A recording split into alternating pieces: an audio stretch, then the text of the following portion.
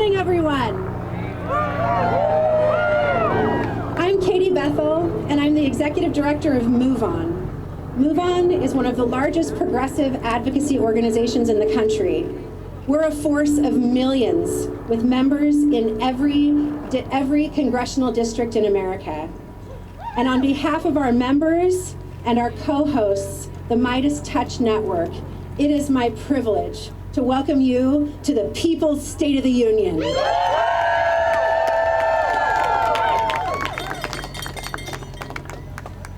Some of you may know that giving a State of the Union address, or at least a report, is part of the job of the president. It's constitutionally required. So in a great shift, Donald Trump is following the law tonight.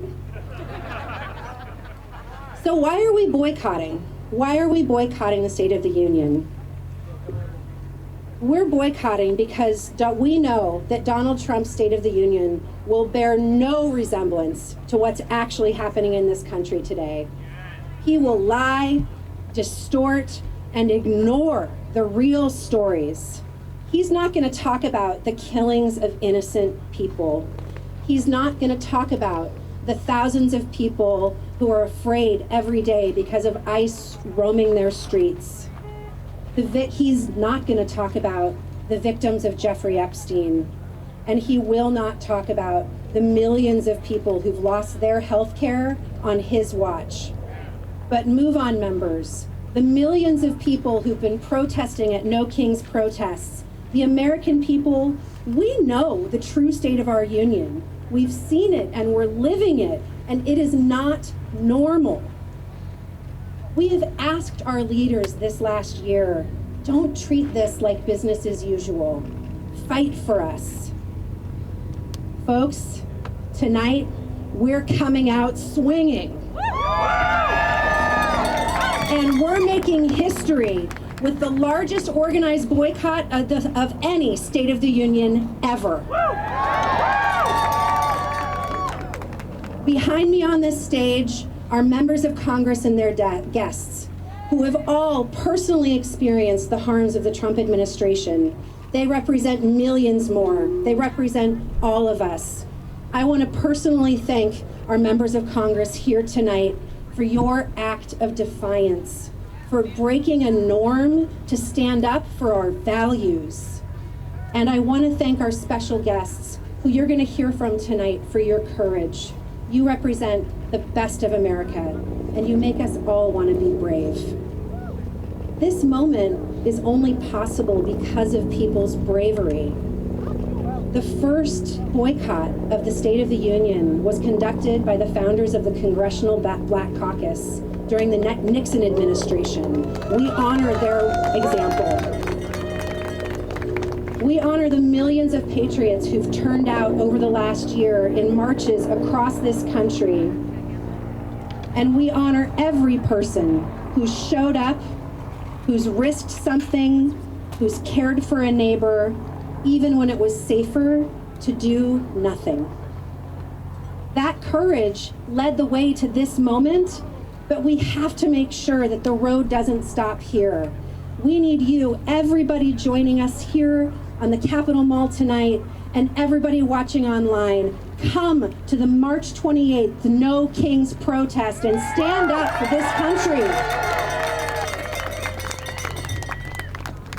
Before I introduce our hosts for tonight, I just want to give a special thanks to all of the people behind the scenes who helped to make tonight happen.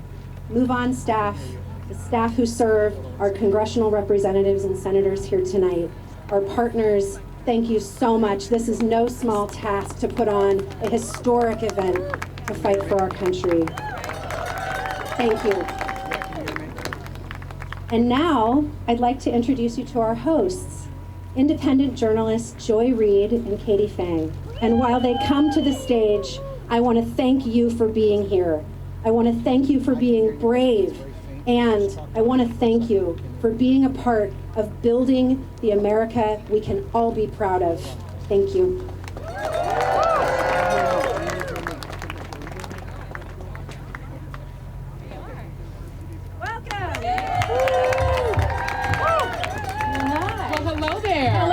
everybody. Good evening, everyone. Are you guys excited to be here? Let's hear it. And not in there? That's right. Come on, I am Joy Reid, host of The Joy Reid Show. And I'm Katie Fang, host of the Katie Fang News Channel. And we are both exes of the artist formerly known as MSNBC. We are so excited to be here. Please give one more round of applause to these members of Congress. Yes. Let's hear it. They have the courage to not be here. So Katie, the reason that I am so excited to be here is that, as we just heard from the wonderful folks at Move On and Midas Touch, please give them a round of applause. It takes courage to stand out. It does. And look, if you turn around and you look amongst us, it's not just the people that are here. It's hundreds of thousands, if not millions of people in the United States and across the world that are defending democracy, but they need the courage and the bravery of our members of Congress and our electeds to make sure that democracy is defended. Indeed. And so tonight we are not going to hear a false State of the Union. We are going to hear the true state of our union from the people who are being impacted by the policies that are taking place at the hands of someone who has demonstrated no love for the Constitution, for the truth, or for the care and concern of the American people. It's much more important to hear what people are truly facing and going through. That's what you're going to hear tonight. The American people deserve the truth. They do not need more lies from this regime. So tonight you are going to hear people that have been impacted directly by the bullshit of this administration. Amen. And because I'm also a church girl. Sorry, Joy, for my language. Oh no, I'm a cussing Christian, sis. It's all good.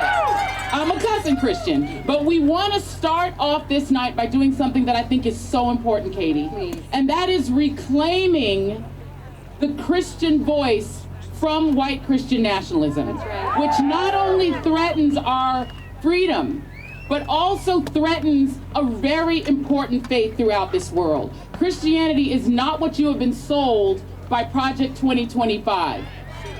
So right now, to do our invocation, meaning we're going to invoke the spirit of freedom, liberty, and justice, please put your hands together for the Reverend Paul Brandeis Rauschenbusch.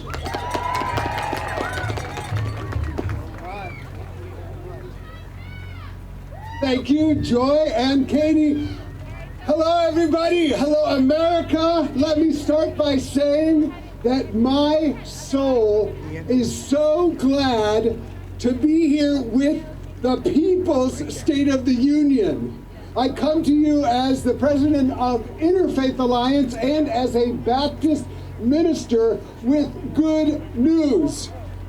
We, the people, have the power. Is that good news?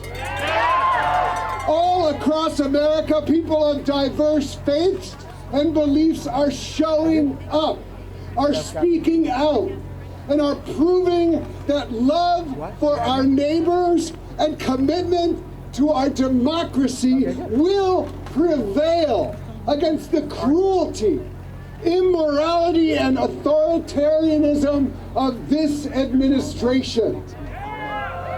Let me speak plainly as an American and as a Baptist minister. The Trump administration is the most hostile to religious freedom in generations. They attack any religious leader or community not in lockstep with their political agenda.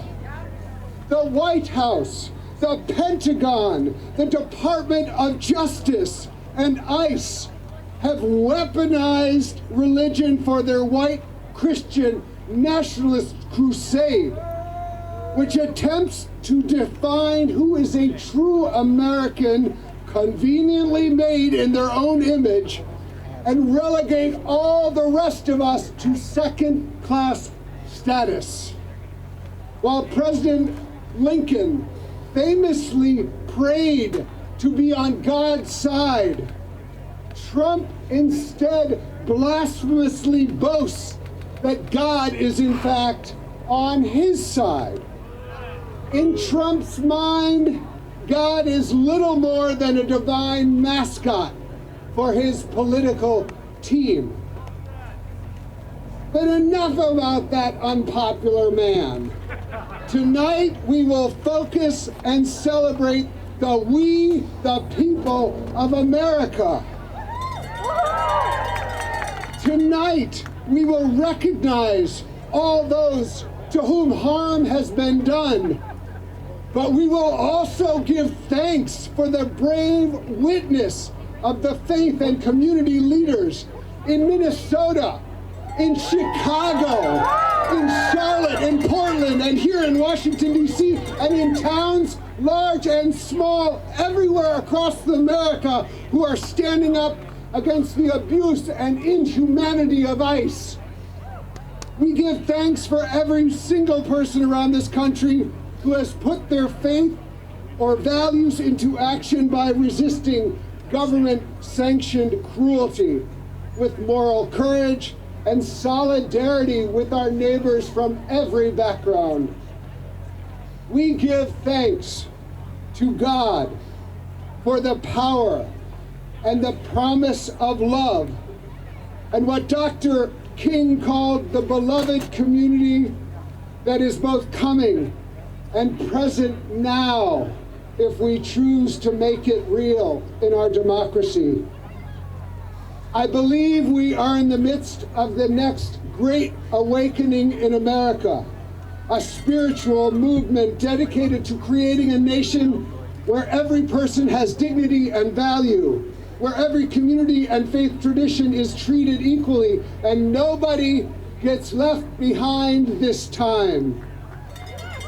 We, the people, have the power out of many through love. May we be one.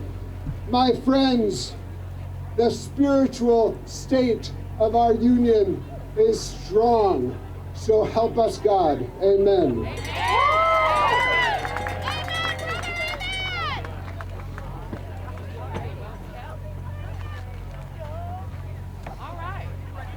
Y'all should be well in the spirit at this point. Is everybody in the spirit? That's what I'm talking about. That's right. We're going to call the spirit of our ancestors to make sure that we do justice on tonight. And we are going to start with one of the true fighters in the United States Senate and his very important guest. So please put your hands together for Senator Chris Murphy and Thursday Gonjavi.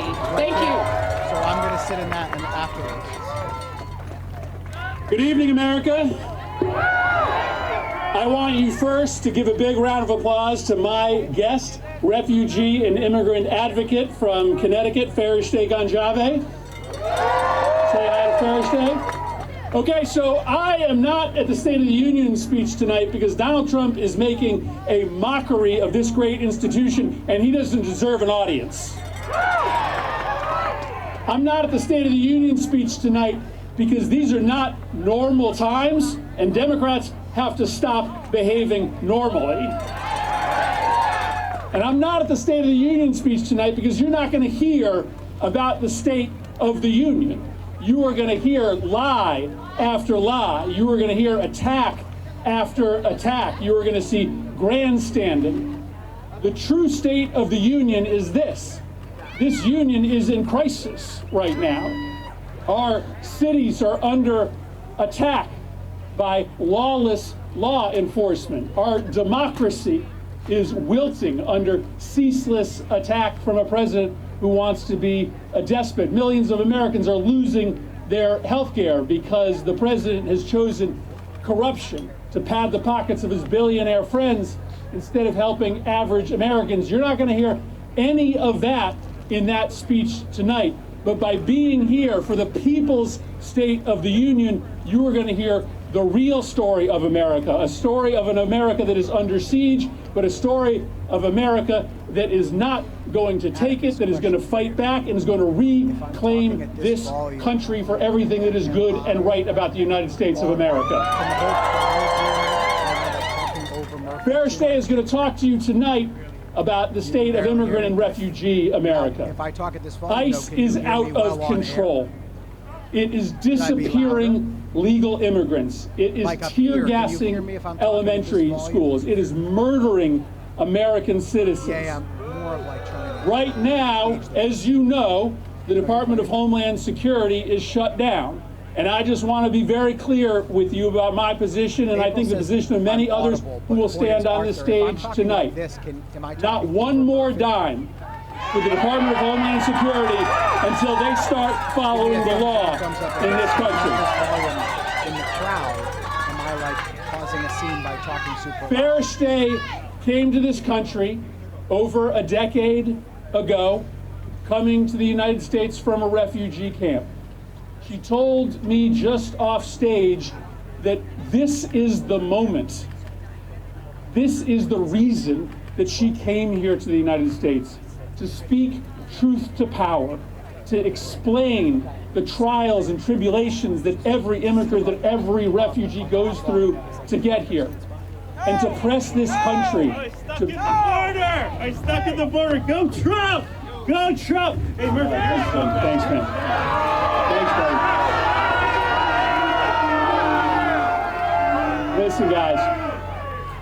Fairstay is here to lift us up to a common purpose and to a common goal, to understand that the best of America lies in how we treat those who have arrived to this country fleeing terror and torture and desperation. We have work to do, guys. We have a mission that we need to complete. And I want you to welcome to the podium my friend, Fairstay Gonchave. 200?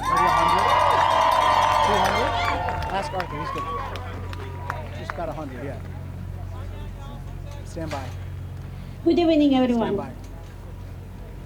Since arriving in the United States as a refugee in 2011, I have educated more than 7,000 refugees. Yeah, and behind me on the stage Especially right now is women Democratic Senator Chris entering Murphy of the Connecticut, workforce, with his guest for the State now of the Union. thriving He is one of, as by our count, more than educator, 70 Democrats health who are worker, skipping that speech. and Many of them essential here for this service event provider, on the wall. You can see the stage each behind me. becoming On the other side of the camera, a lighthouse for others. By our count, about 100 or so. Partnering with over 100 universities across the country, and help young students launch career in embassies, public services, leadership programs, and enter to the top medical and law schools. For years, I advocated for immigration rights. They know they are breaking the norm. I founded Elena's Night, an organization to support families in Connecticut. And I'm proud of work over the years that we did. And other members saying that they are breaking a norm in order to keep with their values. Thank you.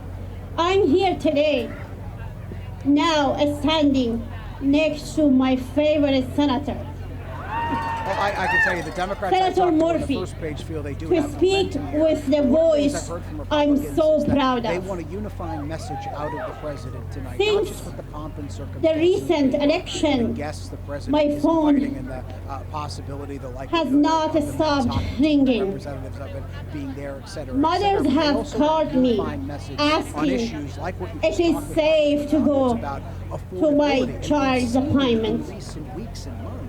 Women have asked if they should cancel English classes.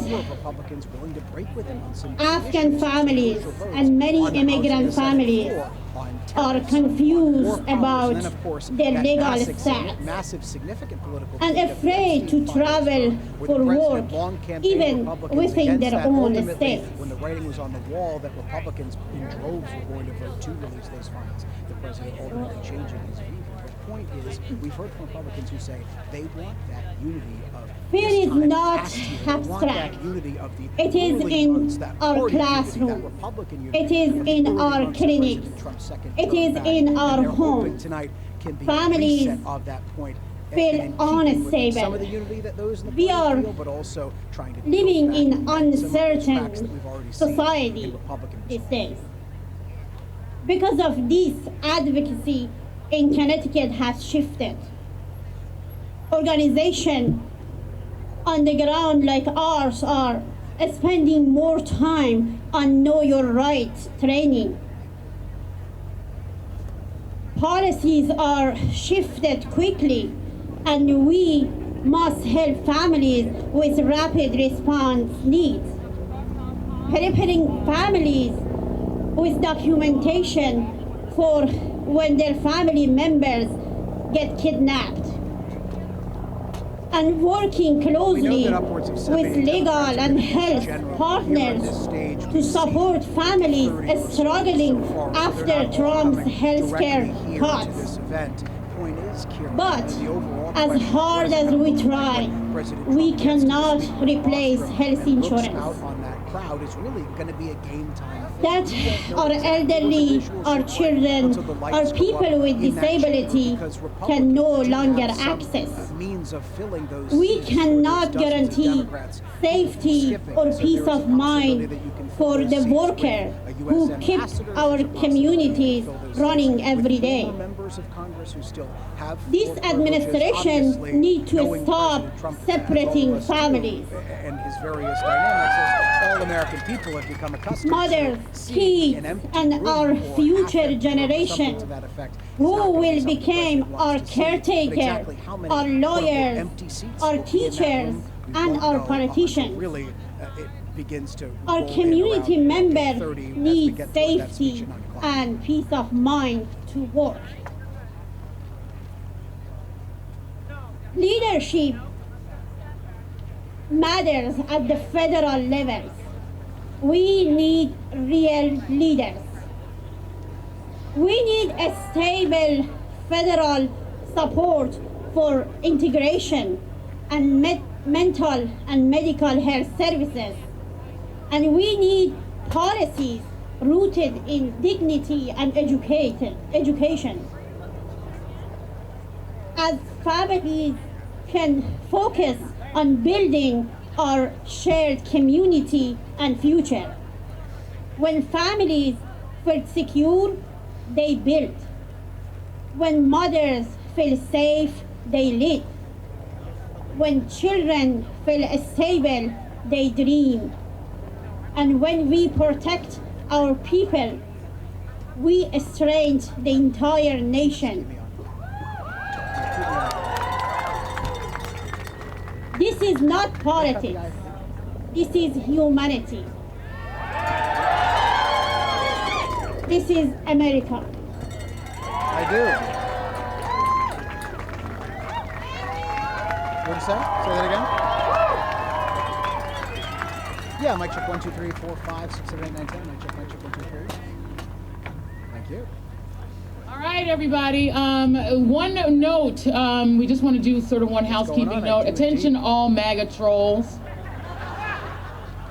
And with apologies to the pastor who gave the invocation, your bullshit is not welcome here.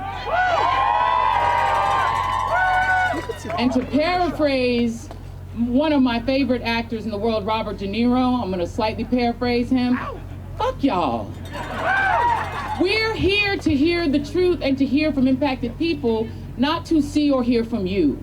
So go back and pay attention to your orange lying friend. Now, coming to the stage is one of the reasons that we are finally getting some of those files released. Everybody say, release the files. Release the files. Coming to the stage now is Pennsylvania's Fighting 12 Representative Summer Lee. She is one of the main reasons that we're getting some of those files. She's going to be reading a story from Monica Ruiz, the executive director of Casa San Jose, waiting to keep families together and reform our unjust immigration system, all while her family is now being impacted by ICE. Representative Lee. Yeah, we could probably do that. They're asking if we can get off stage. What a start to the evening. But good evening, one way or another. I am Summer Lee, representing Pennsylvania's 12th Congressional District, and I'm proud to stand here this evening with Move On, with organizers, with workers, and with everyday people who refuse to sit quietly while our country is pushed to the brink. Right now, Donald Trump is preparing to deliver his made-up version of the State of the Union. He's going to tell a familiar story tonight, that the economy is booming, that our communities are safer, and that America is stronger than it's ever been, all because of him. But we know the truth. We're living the truth. We know the fear that our families are facing of being hunted down by ICE. We know our neighbors are working 2 or 3 jobs to make ends meet, that their health care has been gutted and their federal jobs have been eliminated by the thousands. We know our education systems and unions are being targeted because they threaten authoritarian power. And they want us fighting each other so we don't pay attention to what they're stealing from us.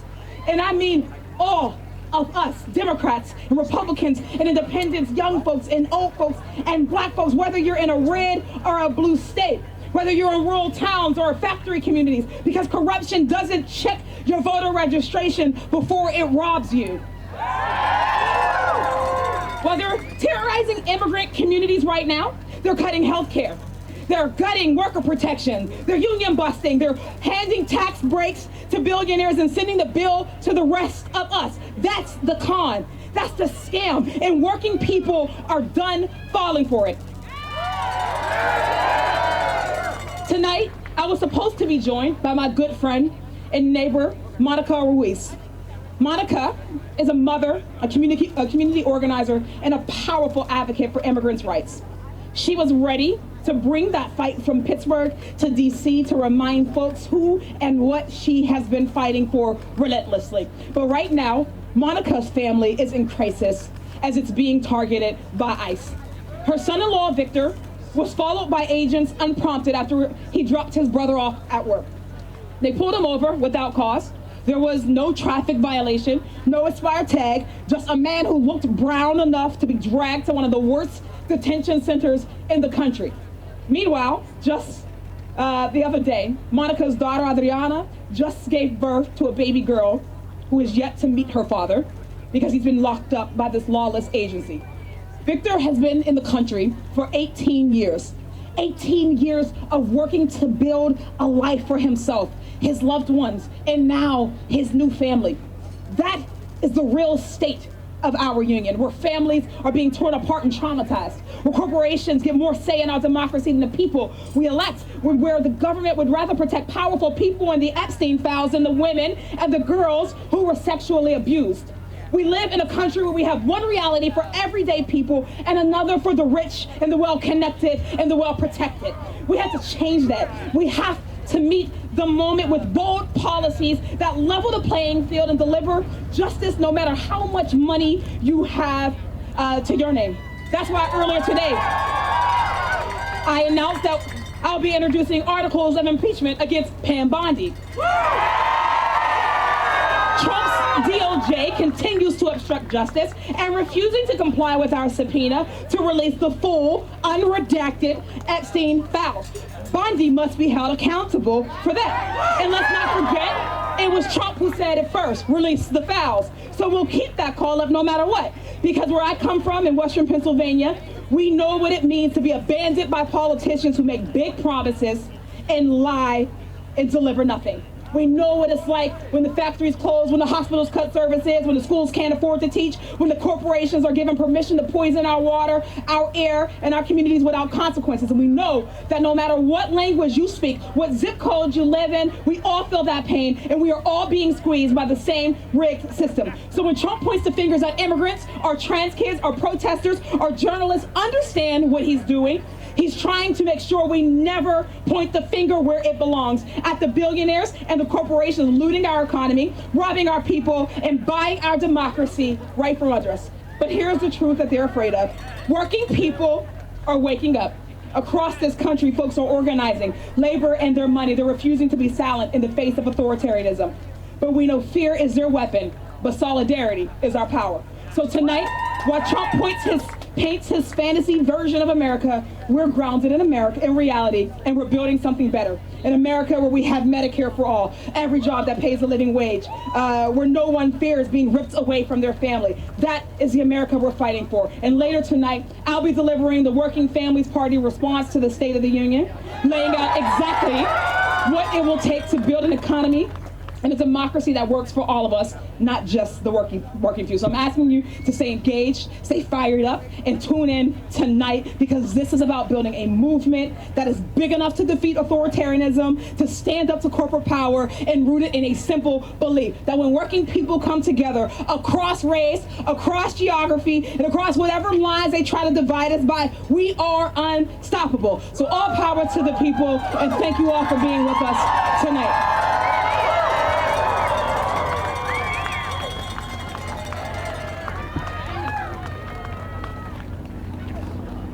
Well, hell yeah, that's how we do it. Coming up next, a man who doesn't suffer fools from the great state of Arizona. We've got Senator Ruben Gallego. He's going to be talking about a man by the name of Steve Gomez.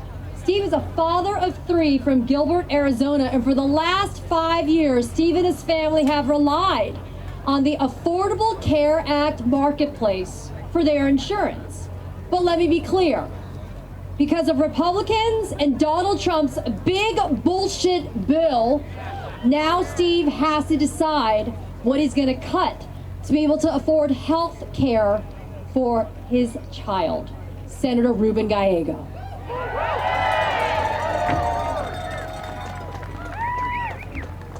Listen, you know how important this is? I'm from Arizona. This is cold. But let's be clear what's happening there. They want to call that the State of the Union. It is the state of denial. Because what's going to happen under that Capitol is a bunch of lies. Lies that Donald Trump, the Republicans, are going to tell us about how great this country is doing right now. But what is true, what is happening right now is that Donald Trump, the Republicans, have made this country sicker, poorer, and less secure. Sicker, poorer, and less secure. How did it start? As soon as they got in there, what did they do? They went, they cut Medicaid, and they cut food stamps. Millions of Americans right now are without health care. The poorest of our country are trying to figure out how to make ends meet and how to pay for that grocery bill, because they needed an extra $1 billion for their billionaire friends. And when they had whatever money they had left over, then they used it to hire the most amount of ICE agents, to have the massive amount of deportations we have now that are also targeting U.S. citizens, racial profiling Americans, arresting Latino veterans and telling them you are not part of this country, and making them prove that they're Americans when nobody asked to prove our citizenship when they were sending us to war for this country. Sicker, poorer, and more secure. Less secure. Let me tell you what else. Every day, every American is trying to figure out how to buy food, how to pay rent, how to pay that mortgage, how to get a car, and this president has done nothing to help that. $1,000 per average every American has to pay for his tax increases. And now, the corporations are going to get all their money back. Is every American going to get a refund for the $1,000 mistake that this president did? No. Not only that, he's going to double down. He's going to say, screw you, Supreme Court. I want to do 15% tax, and guess what? All of you Americans are going to pay for it. And now we have to figure out again, how are we going to pay for our rent? How are we going to pay for electricity? How are we going to actually pay for everyday food? We are poorer because of Donald Trump and the Republicans. Now let's talk about security. Let's talk about security. In 2 weeks, 2 Americans were gunned down by federal mass agents. In front of our eyes, in front of your eyes, and then they try to lie to you. You saw it with your own eyes, 2 Americans expressing their First Amendment rights, and they said to you that they deserve to die. 2 Americans.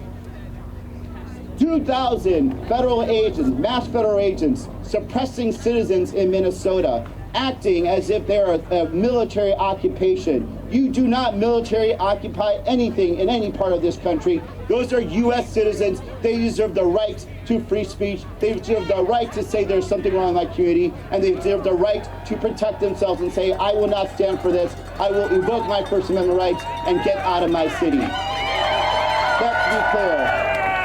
No matter what they say, they are going to lie to you. And I'm not saying this just because I'm just another politician. I'm telling you because I have heard it. We talked about Steve Gomez. Steve Gomez wanted to do everything he could not to have to accept subsidies for his kids. He wants to provide. He wants to continue to have his personal business. He wants to be a responsible citizen. Now he has to make that decision. He has to make a decision right now. Will I continue to pay for this very expensive health care, or will I gamble? Will I pay for my health care, or will I pay the mortgage? That decision was forced upon him by an uncaring Republican administration, by an uncaring Trump, who only wants to find more and more money to give more and more tax cuts to the richest of the country that do not need it right now. They're making us sicker, poorer, and less secure. Let's change that, America. We are better than what is under that Capitol right now. We can make this country, again, the best country in the world, where everyone is richer, where everyone is more secure, and we are proud of everyday work that we can say that America is getting better, will be better, and will one day be the best. Thank you so much. Stay in the fight.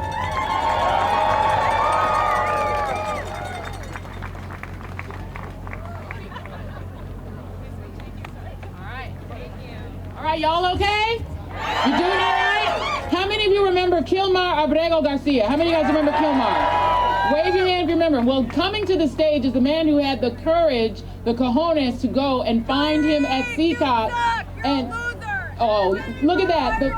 My fans are back. What I always say is, you know who I am, and I don't know who you are. That means you're a fan, you're a fan, you're a fan, you're a fan. Go ahead and keep on standing me. Keep on standing me, because I don't know who the hell you are, but you know me. Hallelujah. Keep on being my fan. Coming to the stage is the great Chris Van Hollen, Senator Chris Van Hollen of the great state of Maryland. He'll be joined by Jenna Norton, a public health scientist focused on health equity and data standards to improve health outcomes in kidney and urologic diseases. She was a lead organizer of the Bethesda Declaration, a whistleblower letter to the NIH director and members of Congress detailing this harm. In November 2025, she was placed on retaliatory administrative leave. So you're going to want to give her a major round of applause. Senator Van Hollen.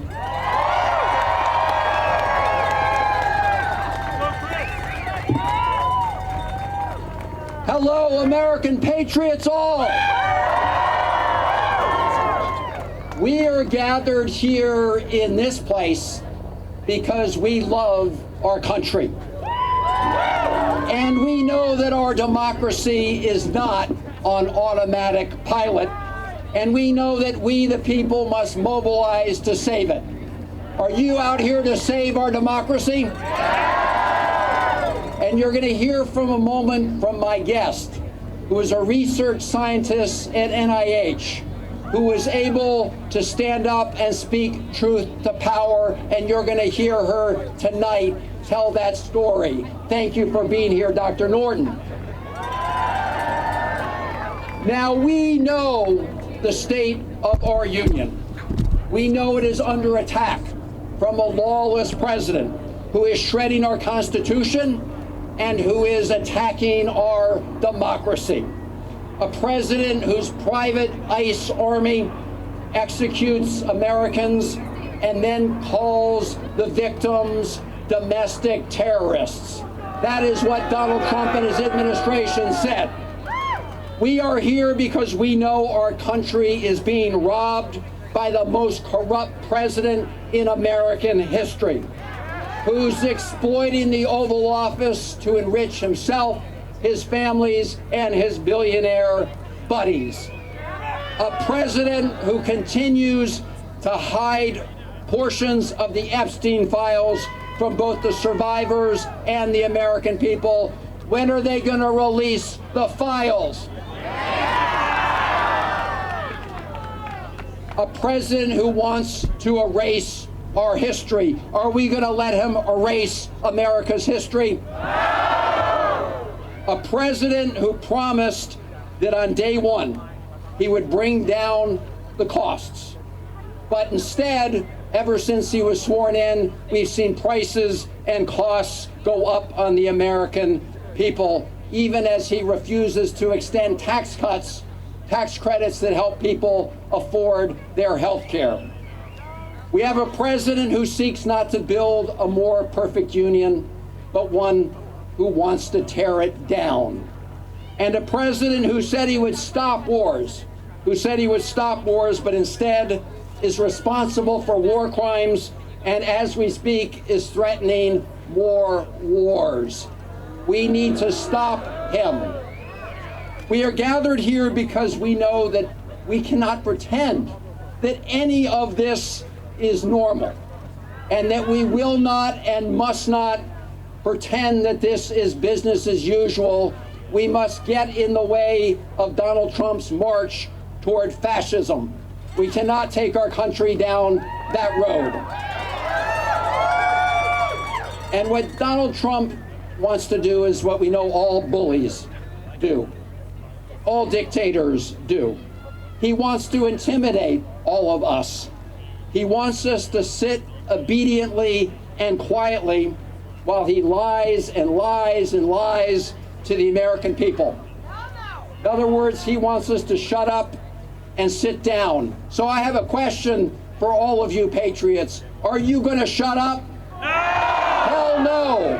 Are you going to sit down? Hell no! We're not going to stand down. We're going to stand up just like the people in Minneapolis who have taken to the streets, who are blowing the whistle to protect their neighbors and to protect our Constitution, and who are getting in the way of the president's efforts to tear down our country. Now, look, we know Donald Trump is unpopular, and we know he knows he's unpopular. So tonight, right up that hill in the United States Capitol, he's going to pretend that he really wants to help working Americans. He's going to pretend that he does want to bring down those prices. And we know that that is not what he wants, because just a few weeks ago, when we talked about the affordability crisis, he said that was a big hoax. Do you remember? He said that was a hoax. Well, it's real. And we all need to make sure that we put forward ideas to deal with it. So in my view, it's not enough that we hold the line against Donald Trump. That we must do. But let's face it, we also need to show the American people that we are willing to stand up and fight against big corporate special interests to the benefit of all of the American people. Are we going to do that together? Because we need to make sure that we unrig a tax code that right now favors people who make money off of money over people who earn a check through their hard work. Are we going to change that? We need to make sure that all of you don't pay higher electric bills so data centers that are owned by the richest corporations on the planet can make more money. Are we going to make sure that your electricity bills don't go up for them? And we need to make sure that big oil and the biggest polluters don't pass on the check to all of us, because polluters should pay. And we need to make sure that big tech doesn't write all the rules, that we write the rules, and we make sure that AI doesn't strip Americans of the dignity of work. Are we going to do that? And we're going to make sure they can't snuff out the light on the Statue of Liberty. Are we right about that, my fellow Americans? So look, we have a lot of work to do. And I'm often asked by people, when's the cavalry coming? Where are they? And my message to you, and you know this because you're here, is you are the cavalry. You are we the people. I know all of you remember that right after he was sworn in, Donald Trump began his unlawful assault on hardworking federal employees who work every day to deliver services to the American people. You remember he brought in Elon Musk. who took out his chainsaw not to make government more efficient, but to rig the government in favor of billionaires like him. One of the people who stood up and spoke out was Dr. Jenna Norton,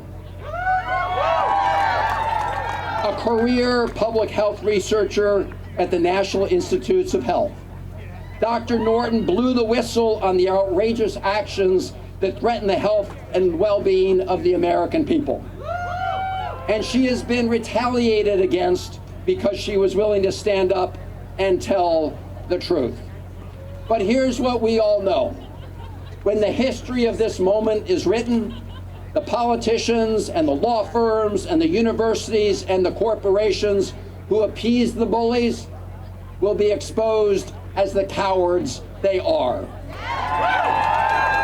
And the people who are standing up to save our democracy, like all of you gathered here today, and people like Dr. Norton, they will be remembered as those who preserved our Constitution and our democracy. So, ladies and gentlemen, please give a warm welcome to Dr. Jenna Norton.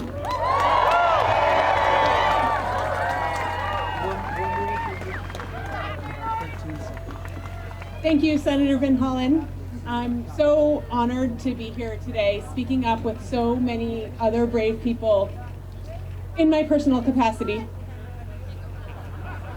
As Senator Van Hollen noted, in November of 2025, I was placed on administrative leave from the job that I loved at the National Institutes of Health because I blew the whistle on the wrongdoing that I saw there. The Trump administration put research participants and public health at risk by Is that better? So, thank you, Senator Van Hollen, and thank you for letting me know that you couldn't hear me. I am very honored to be here today with all of the brave folks who have been speaking up, and I am here in my personal capacity. So as Senator Van Hollen noted, I was placed on administrative leave in November of last year because I spoke up about the wrongdoing that I was seeing in a job that I used to love at the National Institutes of Health until it was fundamentally changed. The Trump administration put research participants and public health at risk when they abruptly terminated NIH studies.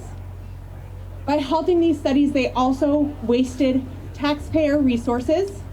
When you halt a study, a 5-year study, a $5 million study, 4 years in, you don't save $1 million, you waste $4 million.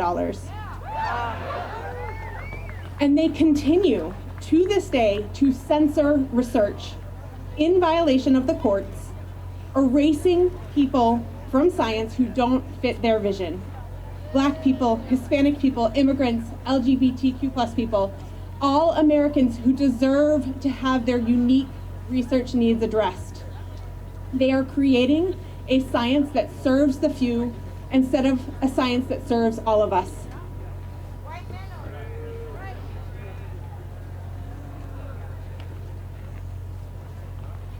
When this began, I knew that speaking up was my right, but I also believed that it was my duty. I first spoke up inside the National Institutes of Health, but when my concerns were not addressed by leadership at NIH, I felt that I had no choice but to join with hundreds of my colleagues at NIH to take those concerns to the public.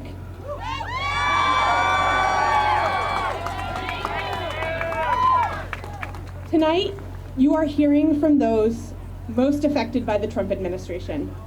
But civil servants like me are not the only ones affected. The lawlessness at the National Institutes of Health affects all of us. Last year, the Trump administration funded 24% fewer new research studies with about the same amount of money. That means fewer future cures for all of us.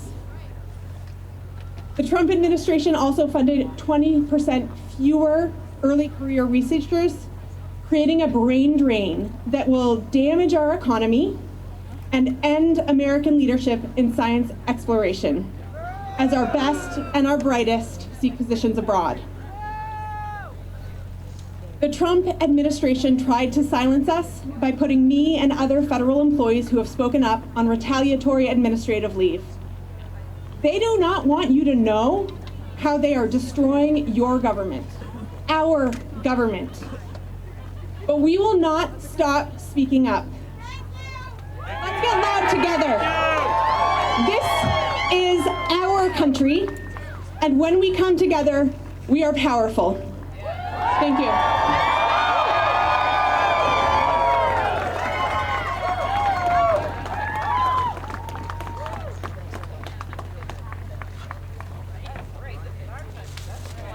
That's exactly what we need to be hearing tonight.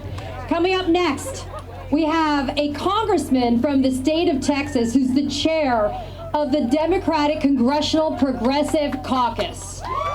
These days, people look at the word progressive and they think it means something, but it's not. What it is every basic human thing that we all deserve, we should get it.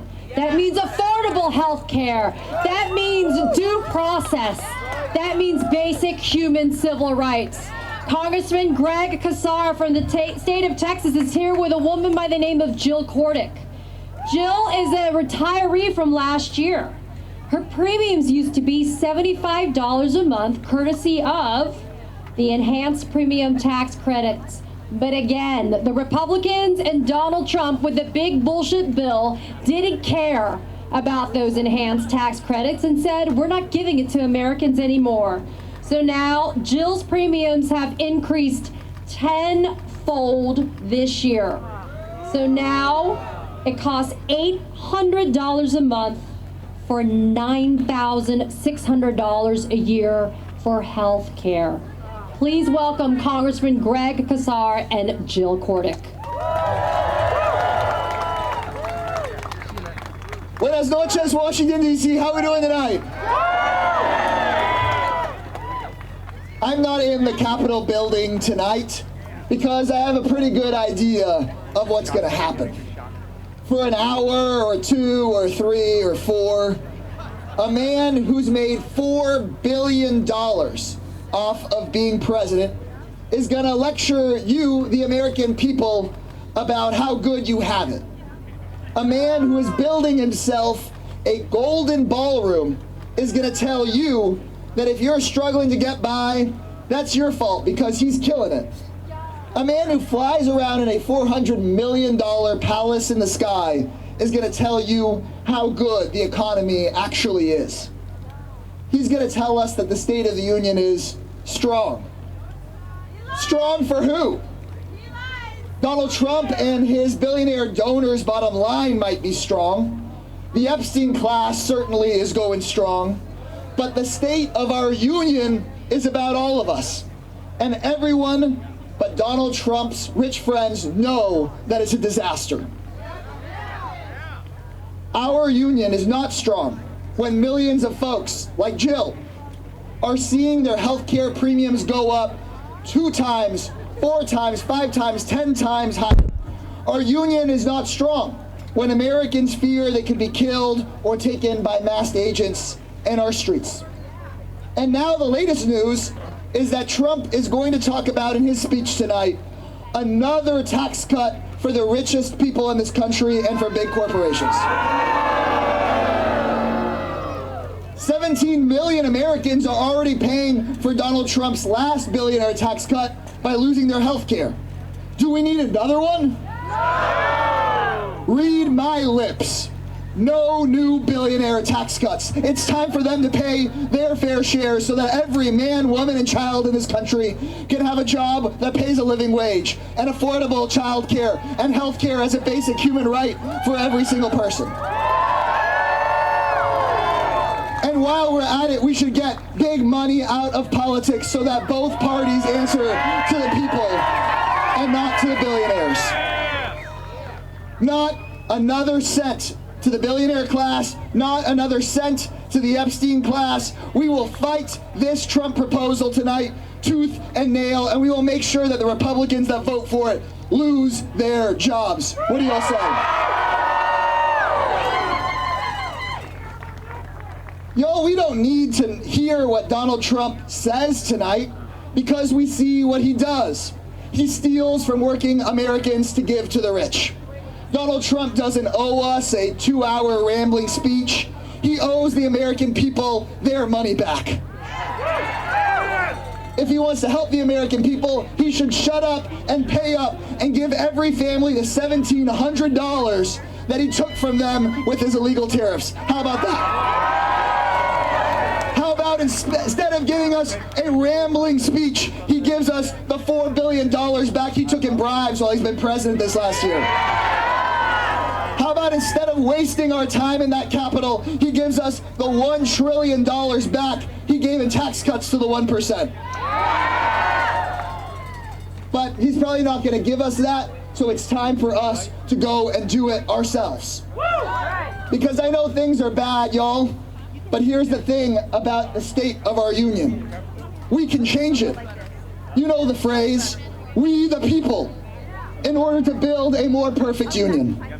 And this year, Americans have a chance to send Donald Trump a message about the kind of union we're going to build. Because next year, with all of our work and the work of Americans like those you're hearing from tonight, Trump will face a very different Congress. A Congress that does not bow down to him, but stands up to him and holds him and all of those criminals accountable. You gotta believe it. And that's going to happen, not because of people in power, but because millions of brave, everyday Americans are speaking up about how they're getting screwed by Donald Trump. And I have the honor of being joined by one of them tonight. Please give a very loud, very warm welcome to Jill Cordick.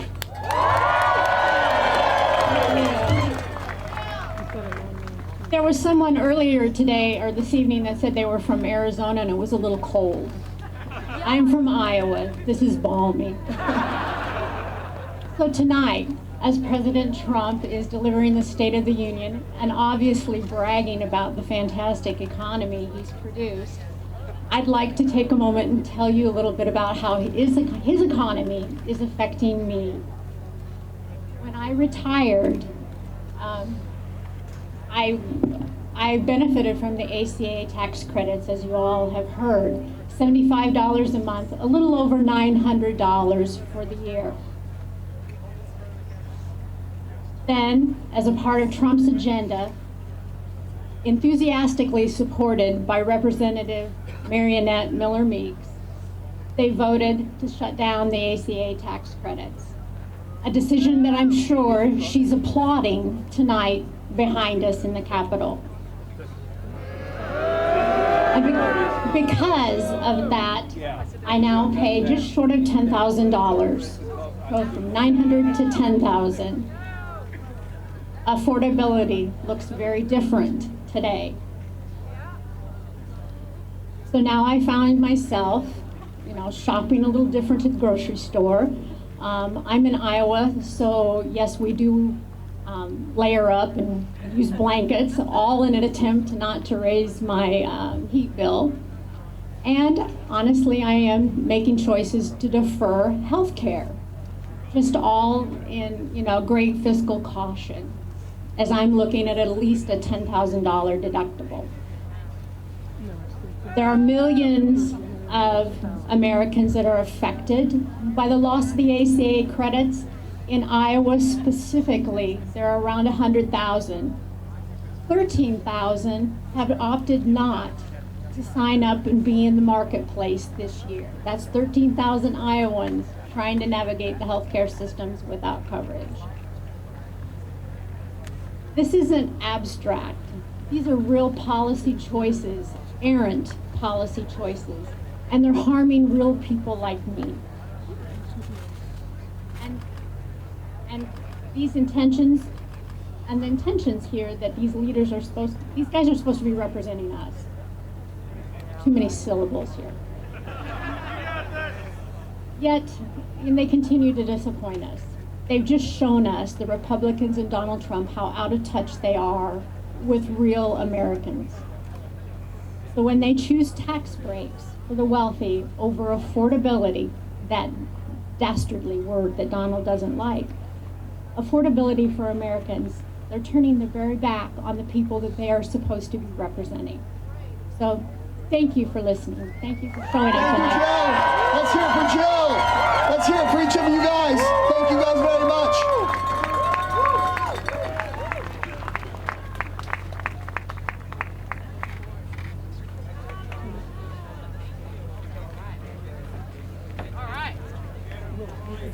Thank you very much. I appreciate that. Y'all good? Y'all doing good? You doing okay? All right, wonderful. Coming to the stage. Now, this is going to be an incredible tag team. This is a dynamic duo. All of these have been dynamic duos tonight. But coming to the stage right now, you are about to get a powerful message about change and hope and possibility. From California's Fighting 42. Yeah. Representative Robert Garcia, and joining Representative Garcia is the Kelly Robinson, Executive Director of Human Rights Campaign. She is the 9th president of HRC and the first Black queer woman to lead the largest LGBTQ+ civil rights organization in the United States. Give it up for Representative Garcia and Kelly Robinson.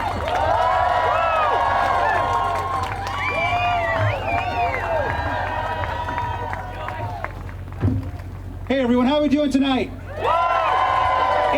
It is so great for both Kelly and I to be here with all of you, two proud members of the LGBTQ+ community who are proud to be standing tonight with the people at the People's State of the Union.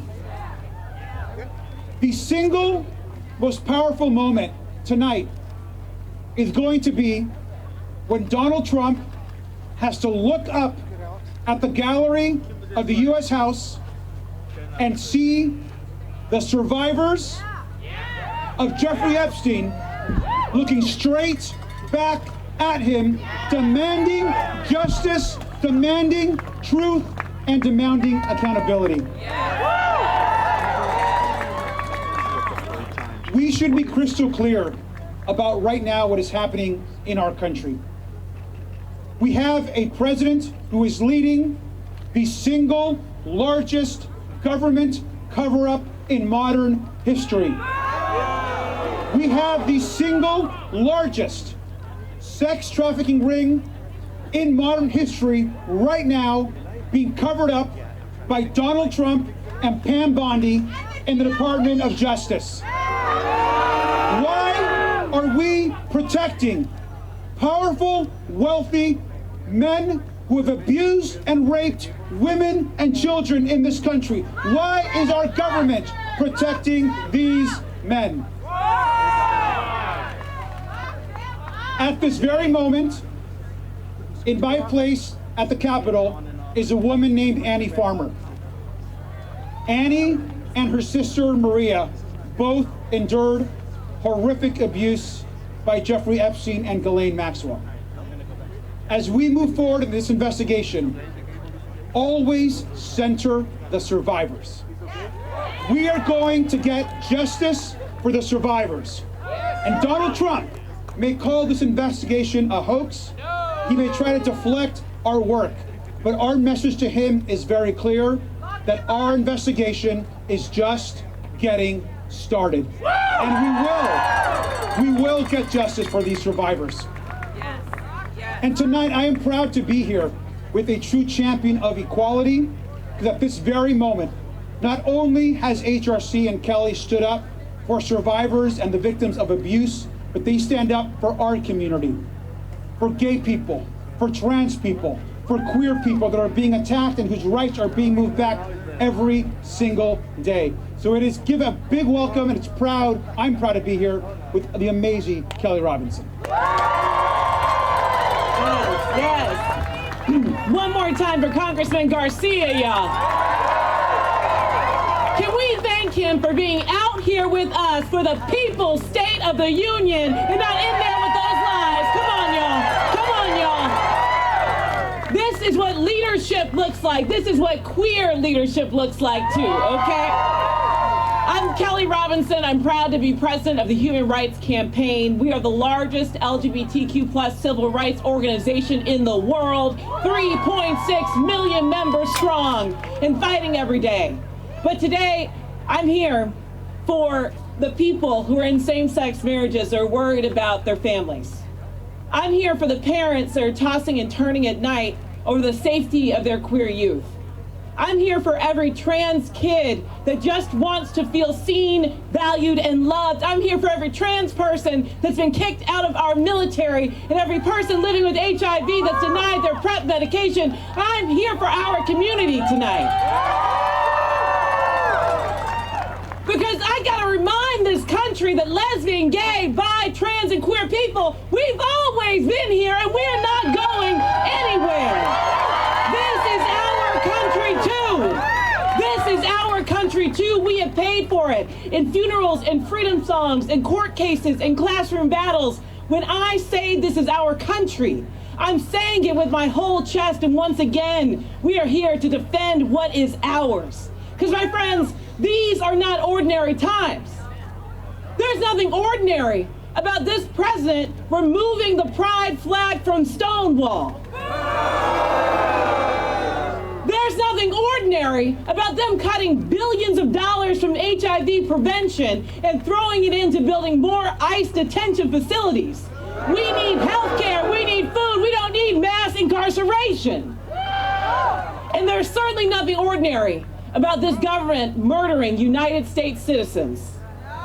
Renee Good should still be alive. Alex Preddy should still be alive. Ruben Ray Martinez, Dr. Linda, Keith Porter Jr., and all the other people who died in ICE custody should still be alive. These right here are serious times that require serious leadership. And if that leadership isn't going to come from the White House, it sure as hell going to come from people like us, gathered like this to create change and fight for freedom and not give up on our country. Isn't that right? So I want to say this. I pray that one day my children will grow up in a world where they feel just as safe surrounded by the American flag as they do when they are surrounded by pride flags. And the only way that that day will come is if we show out and vote this November. If we talk to our neighbors about things that matter. If we don't give up on one another and don't give up on this country. And I'm reminded by the words of the great Ella Baker, y'all. She said, "We who believe in freedom cannot rest. We who believe in freedom cannot rest. We who believe in freedom cannot rest." And I'm not going to rest while our immigrant neighbors are under attack. I'm not going to rest while they keep coming for our queer and trans youth. I'm not going to rest while they try to unravel our democracy. Are you going to rest? No! Are you going to fight? Yeah! Are you going to vote? Yeah! Then let's do the work and let's get free, y'all.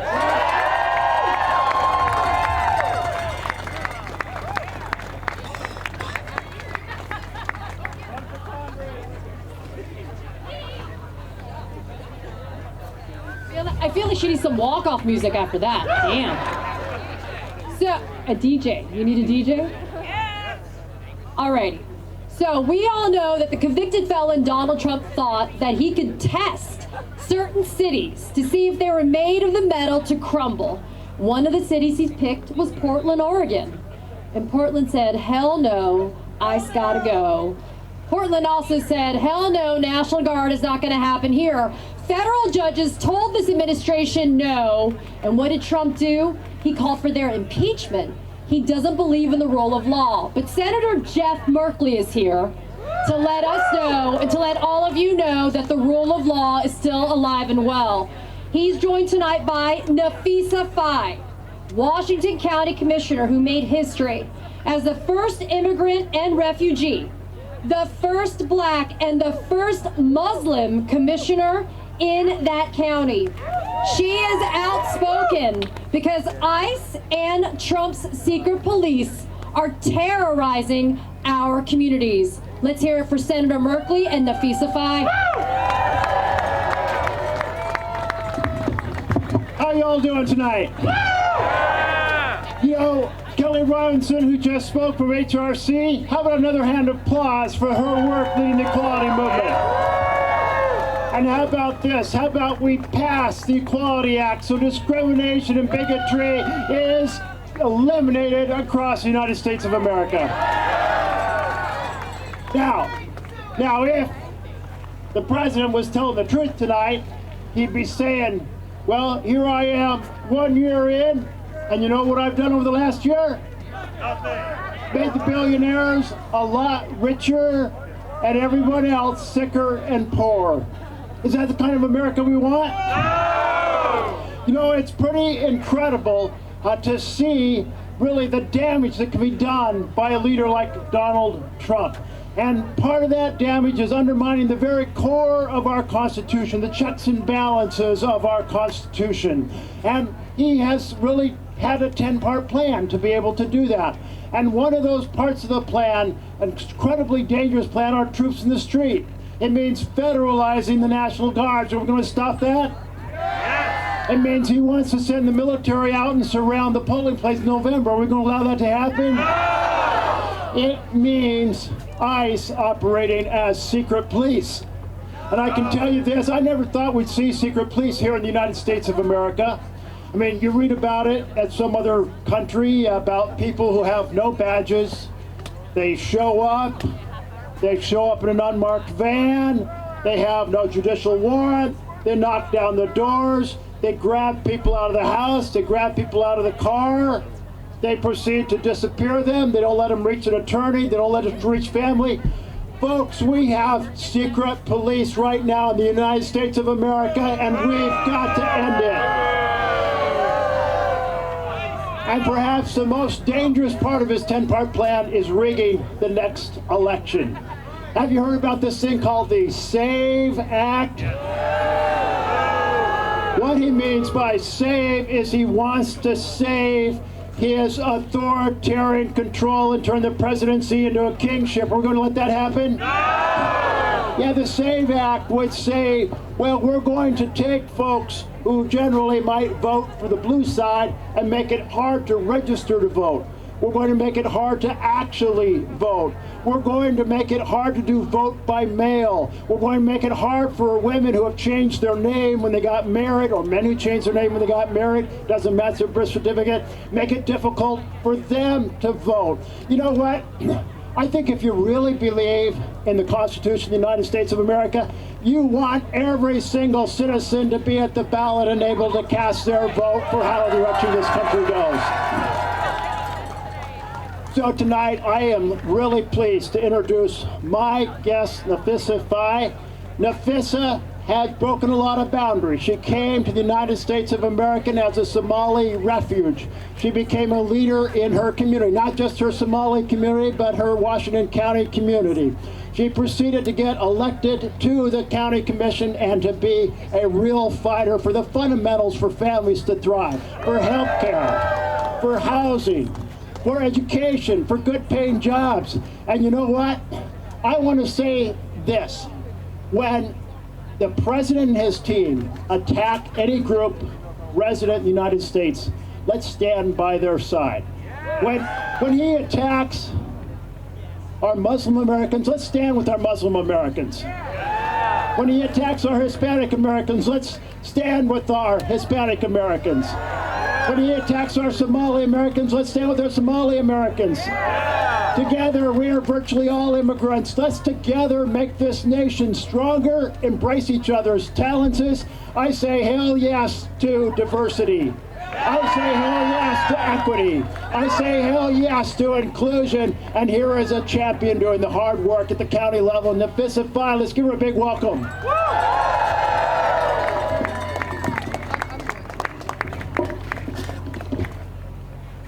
I think the senator started a trend, so I'm just going to hold the mic as well. Hello, everyone. I think the secret is out. I am from Somalia, but don't share that with Donald Trump. My state had enough of him, so. My name is Nafisa Faye, and I serve as a Washington County Commissioner in Washington County, Oregon. I'm honored to be here in Washington, D.C. because policies passed in D.C. have real consequences for the people I represent back home in Oregon. I want to thank Senator Jeff Merkley for inviting me and for standing with communities in Oregon. In Washington County, residents are directly impacted every day. Man, DC, I thought Oregon was really cold, but DC is super cold. I tell you. It's been a while since I've been in Somalia, so I should be used to the cold weather, but DC is really cold. In Washington County, residents are directly impacted every day by the actions of ICE. But because we have leaders who are willing to listen and act, our residents are also empowered to speak up and even take ICE to court and prevail. How many of you? That's what happened when Victor Cruz, when ICE wrongfully detained him in Oregon. He didn't stay silent. With legal support and community backing, he challenged that detention in court and won. His case didn't just change his life, it improved protection for others in Oregon as well. And then there is Paulino Martin San Pedro. After being detained by ICE, he became seriously ill, was deported, and later died in Mexico. His family and community are still living with that loss. His story is a painful reminder of the human cost when enforcement ignores dignity and due process. These stories matter because they show what's at stake and what's possible. With leaders and leadership like yours, Senator Merkley, residents are empowered to seek justice, and we are called to ensure tragedies like Paulino are never repeated. Thank you for this opportunity and for giving us a voice and for being here today. Thank you. Nafisa, thank you so much. Thank you, Patriots. Let's save our republic. That's our mission. Let's get it done.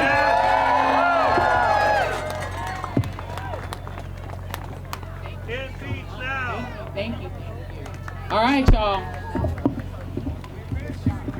Thank you. You don't have to miss me. Just go ahead and subscribe at thejoyreedshow.com. No need to miss me at all. Now, we know that the great state of Minnesota has given us really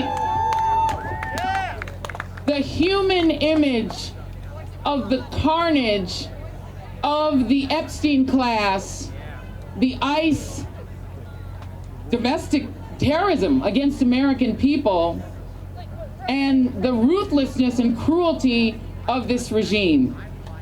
It's given us the face of Alex Preddy, of Renee Nicole Good, of that sweet little baby in his little blue hat being taken from school, Liam Conejo Ramos.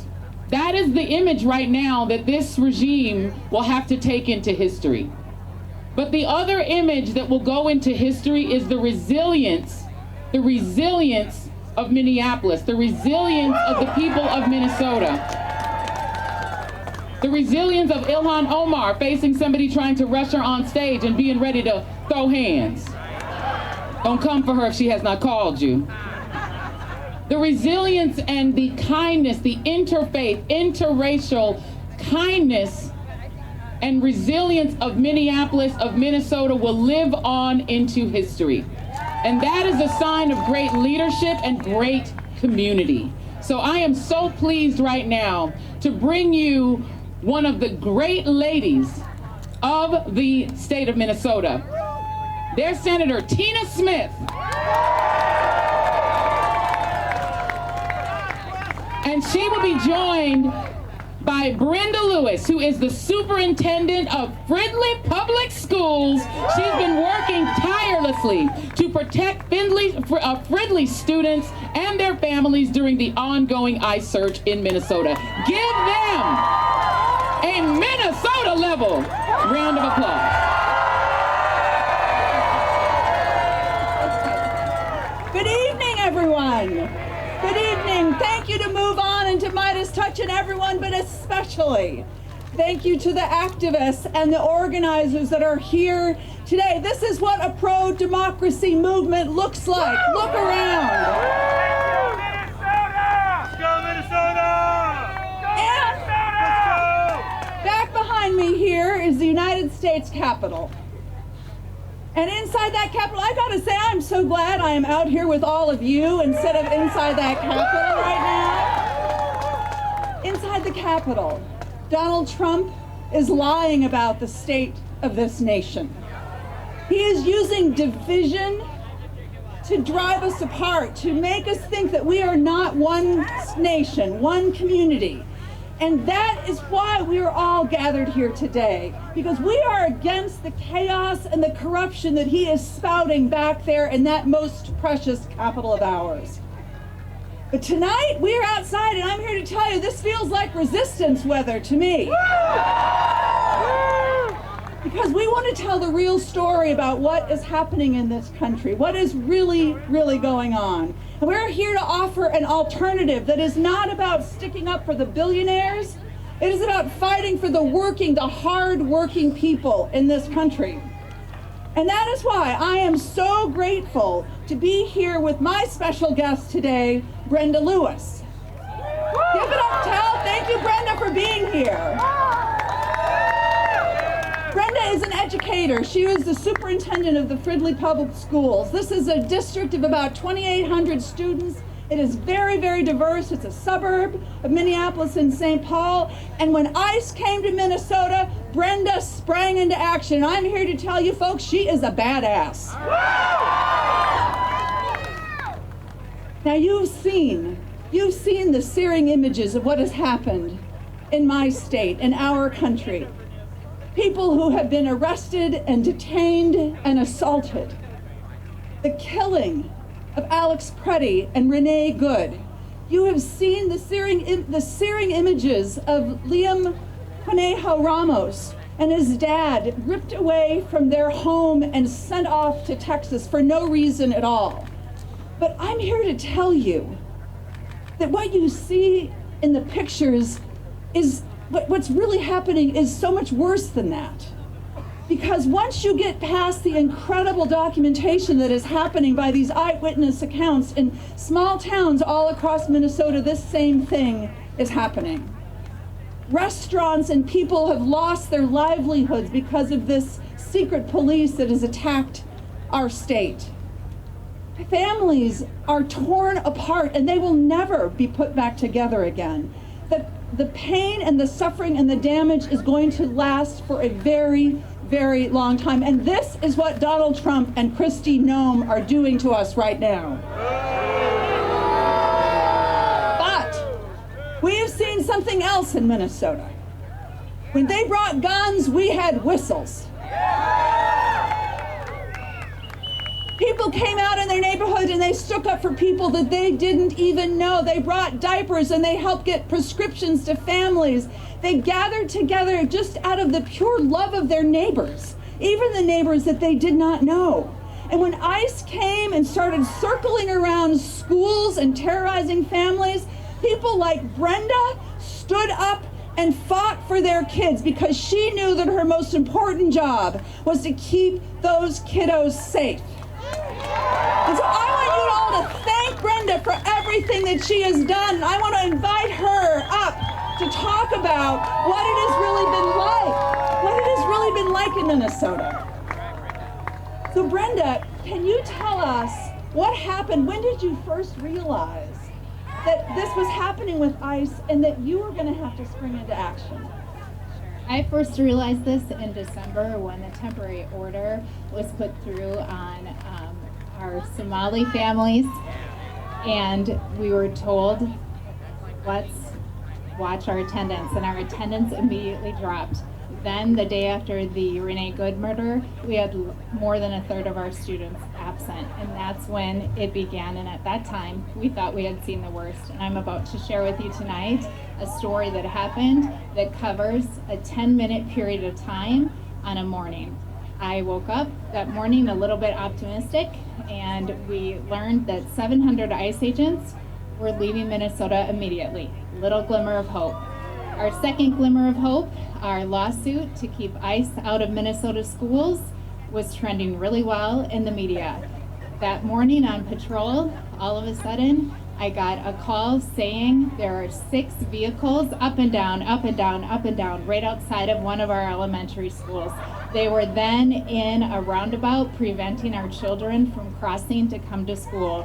They were yelling and screaming at our crossing guards. Then our principal was trying to help and trying to keep our students safe. And 4 ICE agents posing as press with orange upper bicep bands were yelling and screaming at her and videoing her. Then a mother was followed who was legally in the United States by 2 vehicles full of ICE agents, and she had to pull into our school so that she wouldn't be hurt. A board member was followed by ICE agents with a 3-year-old in the back of her car. This is just a 10-minute period on one morning at an elementary school welcome. So, think about that. Brenda and her educators should be figuring out how our children can be learning. And instead, they are pressed into this relentless effort to keep our children safe. But I want you to think, as I wrap here, about where the power is right now. The power is with people like Brenda. The power is with people like you, you and people like you all over this country. The power does not come from the United States Capitol. The power comes to the United States Capitol from all of you. And that is the work that we have ahead of us. That is the work before us. So thank you all so very, very much for being here to talk about what the people want to see in this country right now. And it is not what Donald Trump is talking about right behind us. So thank you all so very, very much. Thank you. Go Vikings, go Gophers, go Leafs, go Timberwolves.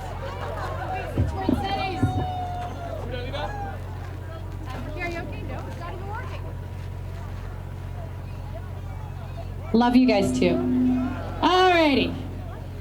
Love you. Okay. I don't know how to do this.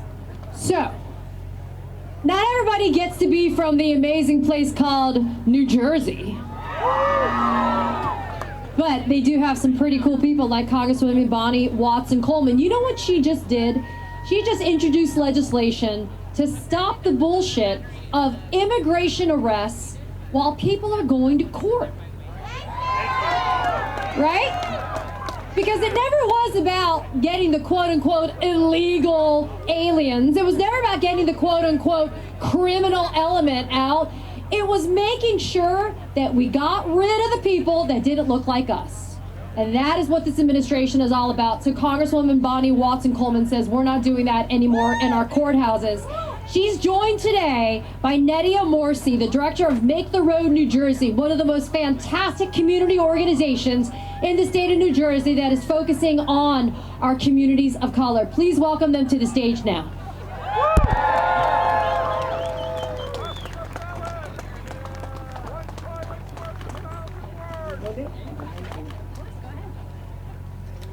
I'm a black woman. I'm here with an Egyptian Peruvian woman. We're America. We belong here. This is our country. This is a government of, by, and for the people, and Minneapolis showed us what happens when the people say no more. I am here because I will not be there listening to lies. Lies about what he thought he did, lies about what he's doing now, and lies about what he's going to promise in the future.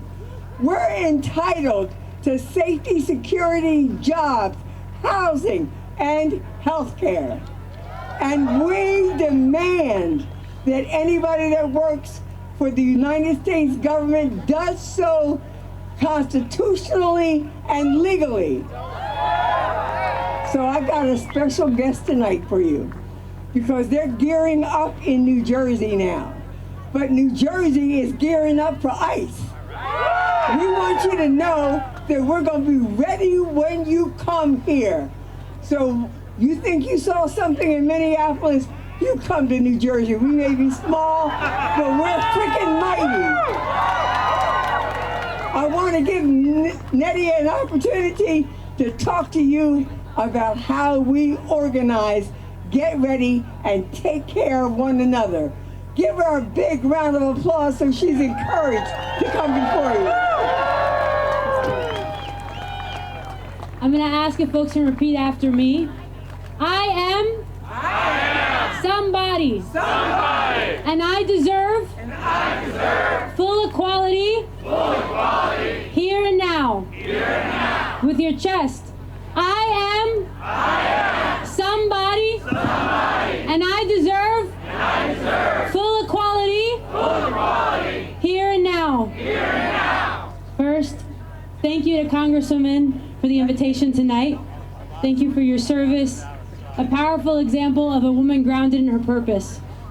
My name is Nadia Morsi, and I'm the director of Make the Road Action New Jersey. And I'm here tonight on behalf of our nearly 7,000 working class and immigrant members across the beautiful state of New Jersey. This administration is one of the most violent and dangerous this country has ever seen. It was the Sunday after the inauguration around 10 o'clock in the morning, when we had begun to receive calls from members further down on South Broad Street in Elizabeth, New Jersey, that ICE was knocking doors and entering businesses. I remember when I got to South Broad, it was a ghost town. The bodega was closed, the T-Mobile was closed, the bakery was closed. The videos of what happened that morning started to circulate in WhatsApp chats and Facebook groups. I called the same members who had called me, who I knew lived near South Broad. And we came together and we split up to knock on doors with Know Your Rights materials and to invite community members to our centers. That's how you start. You just start. You set up a phone tree to check up on fellow Elizabeth members throughout the city, and we organized a town hall the following evening. More than 300 people attended with less than 20 hours notice. What we came to see, what we always come to learn, is that people are searching for community. And we kept that way, shocked but organizing in shock, reminding ourselves that our liberation is not found in any administration, but in our collective efforts. When the outcome of our fight has never been more important, I can say that the union is strong if we remain strong. Every day, I choose to organize, and every day, hundreds of thousands of people across America choose the same. And together, even in the midst of so much violence, we will win. Trump is making cuts to healthcare to funnel billions to ICE to build concentration camps in our backyards. They're using commercial warehouses that have been converted into concentration camps with floor maps that look like slave ships. Concentration camps where they're holding children and adults who have been kidnapped, citizen or not, for the crime of being black or brown or poor or Palestinian. In Roxbury, New Jersey, in Social Circle, Georgia, in San Antonio, Texas, in Surprise, Arizona. All across the country, in all of our backyards, fascism is rampant. And we have to ask ourselves the question, who are the puppet masters? They are the billionaires standing behind Donald Trump, pulling the strings. And these billionaires, they have names. Peter Thiel, Alex Karp, Elon Musk, and many more. Corporations like Palantir are beta testing their mass surveillance systems on immigrants, and they are helping the administration compile data on U.S. residents across every government agency, including the IRS and law enforcement. They won't stop until they build an algorithmic surveillance where they profit on all of us. In the face of such blatant greed and hatred, the American people couldn't be more clear. We want an economy that delivers for all of us, and a country where we protect our neighbors. From Dilley to Delaney, we are prepared to dismantle ICE. This is not the path we chose to take, but if the only way out is through, then the only way through is together, as one people, fighting for the ones we don't know yet. Presidents can come and go, but we are here to stay. And while we need to defund ICE, we need to deconstruct Homeland Security.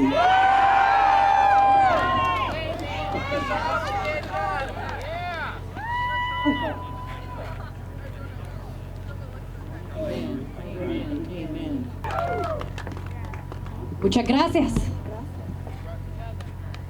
Alrighty, so those of you guys may remember that Donald Trump promised a lot of shit when he ran. One of them was what? No more wars. And yet, in the time that this guy's been in office, he's done some wackadoo stuff when it comes to our military. And no, it's not just DUI Hegseth that we're looking at. We're talking about felon Trump. There is a congressman from Connecticut. His name is Jim Himes. And he's on House Permit Select Intel. And when I tell you that this is the man that is standing in the breach, that is making sure that Americans get transparency when it comes to this type of operations, it's Congressman Jim Himes. Tonight, he is joined by Madeline Beckett, who's based in Lansing, Michigan. And she lives in a mobile home park that's been bought out by private equity, of course. Profits over people. Since that takeover, she's had unbelievable, horrible experiences, including huge unexpected fees, undrinkable water, and an end to necessary maintenance. How are we supposed to live? Please welcome to our stage Congressman Jim Himes and Madeline Beckett. Thank you, Katie, and thank you all. Thank you, America. Thank you, resistors. Thank you for people of goodwill. Katie's exactly right. I spent a lot of time on national security, but what does it mean to have national security if we don't have housing security, if we don't have economic security, if we don't have dignity? What does national security mean? I am so happy to be with you tonight because I caught the very beginning of that speech, and I heard President Trump say that we're the hottest country, that everything is fine, that people are richer and better and bigger than ever before. I don't know who he was talking about. Maybe he was talking about Ivanka. Maybe he was talking about Jared. Maybe he was talking about his billionaire cabinet members. But you know what? He wasn't talking about us. He certainly wasn't talking about Madeline.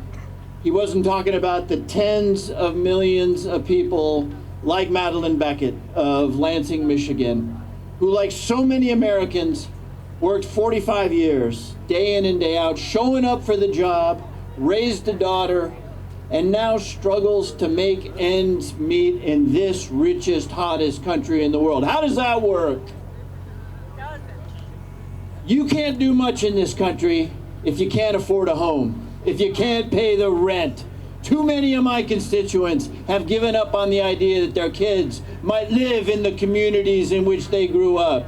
They have given up on the idea that they might advance and maybe save a little something for retirement or to educate their kids, because we have a housing crisis in this country. We got to build 5 million units just to get back to a place where Americans can afford housing. And in the meantime, hardworking, middle class, true Americans, and by true Americans, I mean people who go to work every single day and who at the end of the week worry a little bit about those bills who are coming in the coming week.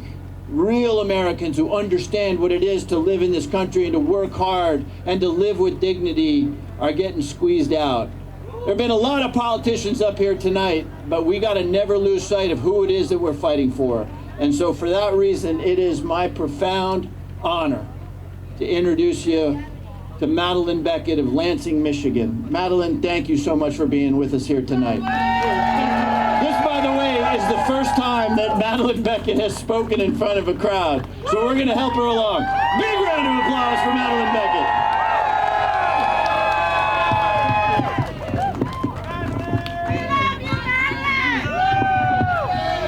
That's fine. Thank you. Yes, I'm nervous. My name is Madeline Beckett. I'd like to thank all of you for having me here tonight. I'm very honored. I live in Windsor Estates, a manufactured home community in Diamonddale, Michigan, just outside of Lansing. I'm here tonight because private equity has stolen my retirement, turned my life upside down, and soon will leave me homeless. I spent 45 years working as a bookkeeper. I traveled a lot for my job, so living in manufactured communities has always been convenient and affordable. They were good places to live, they were safe, neighbors looked out for one another, upkeep was easy, and we could count on maintenance by the park owners. The best park I lived in was Windsor Estates, which convinced me that's where I would go back to buy my last home that I'd get to pick. I made a financial plan to determine what I could afford, and I bought my last house in Windsor. And it was great. It was exactly what I hoped for, and it was a good neighborhood. Then the private equities came along, and the first place they bought was only there for 6 months. Then they just sold it to another firm, another private equity, and they took advantage of the fact that we're trapped. We can't move our homes. They raised the rent. They added all kinds of fees. They reduced their staffing. And they bleed people like me dry. They're now charging us water, which used to be included in the rent, and that's over $100 a month. Plus, we get to pay them an administration fee and pay for our trash, which also was included in our rent. Thank you. The best thing about it is we paid, excuse me. Oh, I'm sorry. Yeah, the government subsidized the buying of our park with a loan from Freddie Mac. My tax dollars helped steal my retirement. After all the added costs, I am now on the verge of being homeless. I don't have anywhere to go. I started going to meetings of the local homelessness coalition to figure out what to do when I lose my home. I've had to take on a roommate at my age. Seriously? Every month I have to borrow money from a friend. I now owe her over $5,000, and I don't know how I'll ever pay her back. I don't even know how to properly thank her.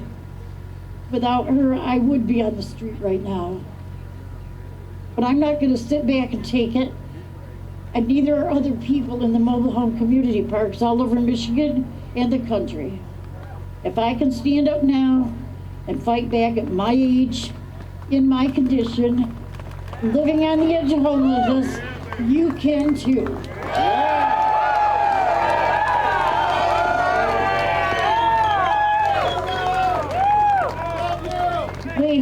We need all of you here to put limits on how much these corporate landlords can raise our rents, and we need it now. We need to stop shoveling tax dollars to the predators, and we need to stop it now. And we need elected officials to grow a pair and stand up for us. We deserve better. Thank you for listening. Thank you, Madeline. Do we think that Donald Trump knows about Madeline? Do we think he cares about Madeline? America is Madeline Beckett. That's who we're fighting for. Thank you, everybody.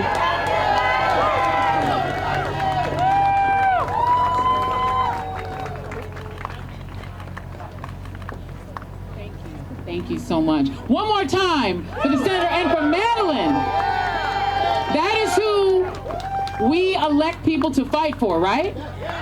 Okay, now, because all of you guys are you guys are stalwart being out here in the cold. First of all, can I big up that cat over there? Can we please acknowledge bringing a little of the Portland magic? We love a fairy tale creature. I just want to thank you for being creative and being in this space. Please give a round of applause to the yellow cat, everybody, please.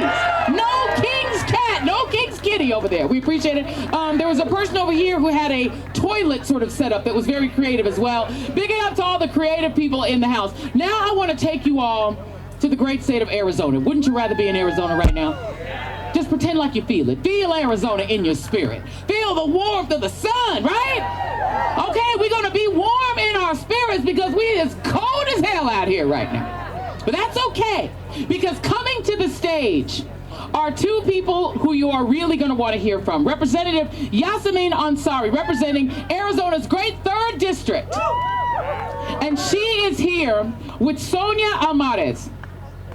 And Sonia Almaraz, I should say. Sonia Almaraz is the partner of Yari Marquez, who has leukemia and who has suffered severe medical neglect for more than a year at the Eloy Detention Center in Central Arizona. These are literally the kinds of stories and nightmares that are taking place in the Trump-Epstein era of the United States. So please give a warm round of applause and show some love to Representative Ansari and to Sonia Almaraz.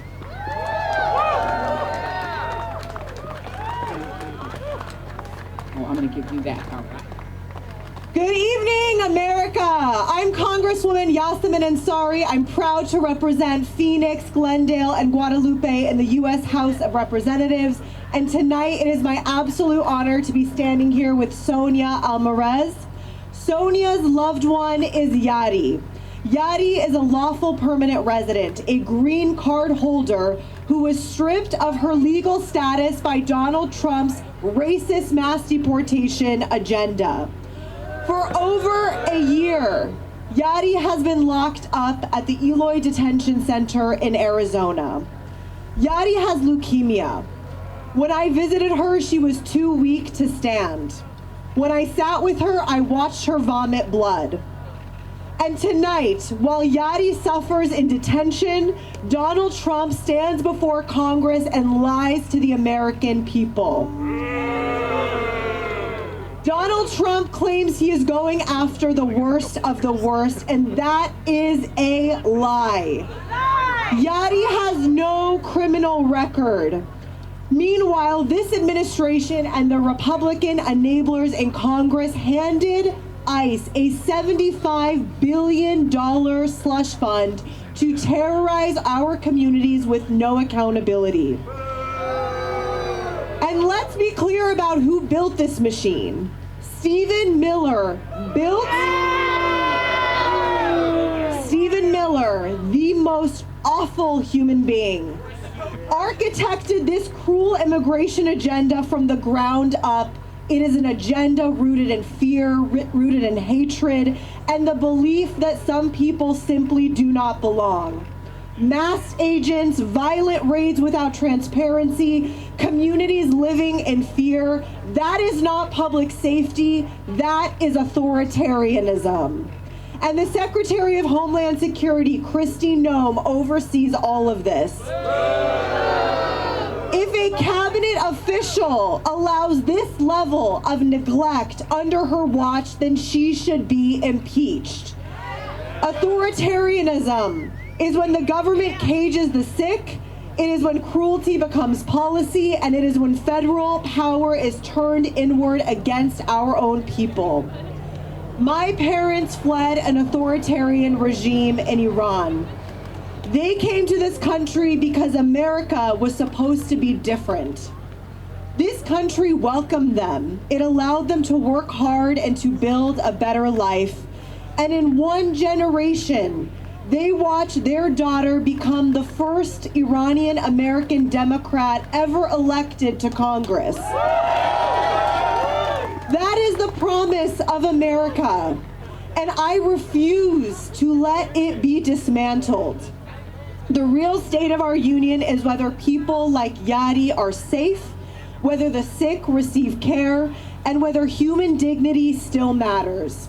So tonight we say together, free Yadi! Free Yadi! Free Yadi! Free Yadi! Because she belongs here. She deserves care, she deserves dignity, and she deserves freedom. Now I want to turn it over to Sonia, who I've gotten to know through this horrific experience, to share your and Yadi's story.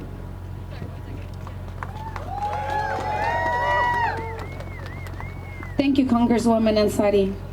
I'm honored to stand with you tonight to expose Transreal's State of the Union. Yadi is not a criminal, and for a year now, I have had to watch her health. I am so sorry.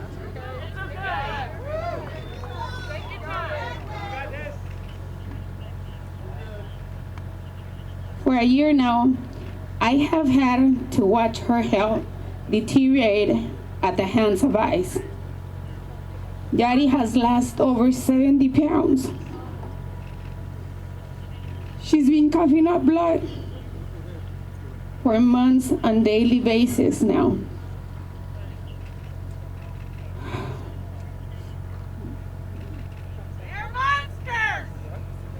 She's too weak to stand. She has been diagnosed with lymphedema and arthritis on top of her cancer, and now relies on a walker just to move.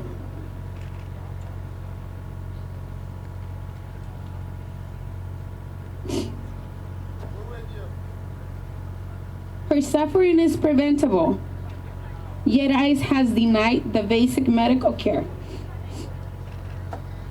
Yadi es una compañera amorosa, amiga y miembro de la comunidad que merece dignidad humana.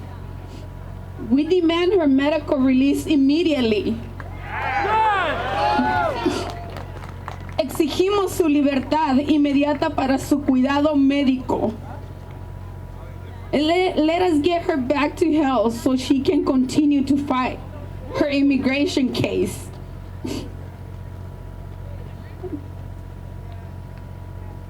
Thank you, Sonia. We will never stop fighting for Yadi. Give Sonia a round of applause. And free Yadi! Free Yadi! Free Yadi! Thank you so much, everyone. Have a great evening.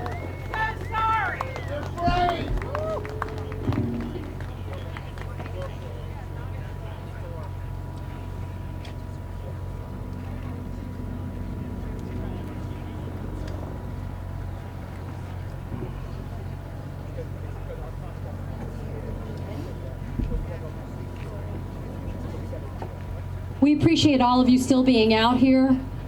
We know it's cold, but this mission is very important. We now have the privilege of being able to listen to Charlene Rochard, a model and actress, and perhaps in her most important role, an advocate. She is a survivor of the horrors of Jeffrey Epstein. She has bravely spoken publicly about her experiences of being trafficked as a child, sustaining and suffering from the sexual abuse at the hands of Jeffrey Epstein, and the exploitation of her, and I want to underscore, as a child. And yet the Republicans continue to want to hide from the American people and from the world the transparency that Charlene and the other Epstein survivors deserve. Charlene, this is your time. Thank you. Thank you. I am grateful to Congresswoman Randall for welcoming me as her guest for the State of the Union. And I appreciate all of you for giving me the opportunity to share my voice tonight. Thank you. My name is Charlene Rochard, and I stand before you not just as a survivor, but as a mother, a woman, and a citizen who believes deeply in protecting the next generation. People often ask how I found the courage to speak publicly about something so painful. The truth is, I didn't find that courage alone. For years, I carried the weight of my experience in silence. And then a longtime friend, someone who remembered the vivid details of my past interactions with Jeffrey Epstein, encouraged me to reclaim my voice. When I finally stepped forward to tell my truth, I found myself surrounded by a sisterhood of survivors who lifted me up and reminded me that none of us walk this path alone. But I want to be honest about something that rarely gets said out loud. What happened to us didn't end when the abuse ended. Epstein's manipulation and coercive control changed the trajectory of many of our lives. Some of us went from thriving, working hard, building careers, feeling hopeful, to being unable to work at all. Some fell into depression. Some carried shame that was never ours to carry. For many of us, it has taken decades to overcome the impact of what happened, decades to heal, and decades to speak. And that is why I'm here tonight. I am speaking out because the next generation deserves better. Our children deserve a world where powerful people cannot harm others without consequence. They deserve a world where survivors are protected, not punished, for telling the truth. They deserve a world where silence is not the price of safety. I also want to say something that often gets lost in the noise. I believe that most of humanity are good people. Compassion, love, and peace are not abstract ideals, but are lived values. I've seen them in the survivors who hold each other up. I've seen them in the advocates who refuse to look away. I've seen them in the people who quietly reach out and say, "We believe you." Tonight, as we gather for the People's State of the Union, we are reminded that protecting children is not a partisan issue. It's a human one. And it requires all of us, including every community, every family, every survivor, every ally, to all stand together in unity. My hope is simple, that by sharing my story, I help create a space for others to share theirs. And that together we build a future where no child's life is derailed by someone else's abuse of power. And no survivor has to wait decades to be heard. Thank you for listening.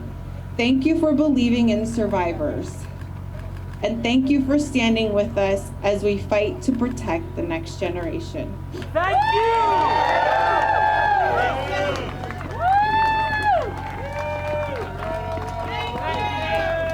Please, everybody, let's please support Charlene right now, and please just show her a round of applause for the courage.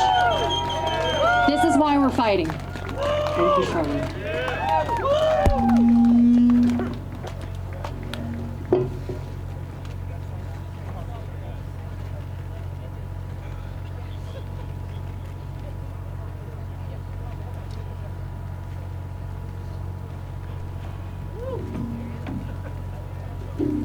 Look, it got real on this stage, right? I mean, I think a lot of the time, Katie, people feel like politics it's just theoretical. It's just people giving speeches. It's just people talking.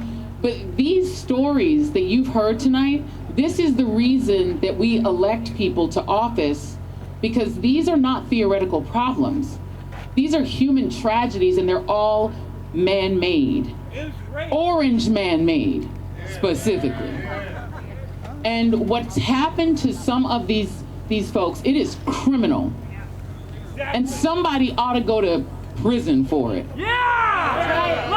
For abusing, it is unbelievable that we live in a country that has a Justice Department and so much injustice is being done under its nose. This is shameful. These stories that we've heard tonight, this should not be happening in the United States of America. And so this is not about speeches. This is about change. We have to stop this regime. We have to stop this regime. Joining us now, we are going to introduce 4 really important guests because we really want you all to take these stories in, okay? Exactly. Other countries are managing to hold people accountable, and the United States of America is not capable of holding people accountable. We are creating concentration camps and letting people suffer and die incarcerated for no reason other than being brown. Come on now. Come on now. If we can't do better than that, I don't even know what to tell you. Let's introduce these guests, my friend. These are the voices, and this is why we're here tonight at the People's State of the Union, the People's State of the Union. Dr. Troy Jacobs worked on maternal fetal health along with vaccines, you know, the important stuff. Originally from Ethiopia, Dr. Jacobs came to the United States to improve our health outcomes for mothers and children. Fired by the Trump administration during the DOGE cuts after the dismantling of USAID. We're also joined by Yvonne Rodriguez and Alice Goldberg, a music teacher who owns her own small business, whose premiums jolted after Trump's big bullshit bill, and Marlon Ricardo Camejo, whose citizenship appointments were canceled by whom? By Kristi Noem, because she's too busy flying around in her $cajillion jets. These are the guests, these are the people that you're supposed to be hearing from tonight, not from convicted felon Donald Trump.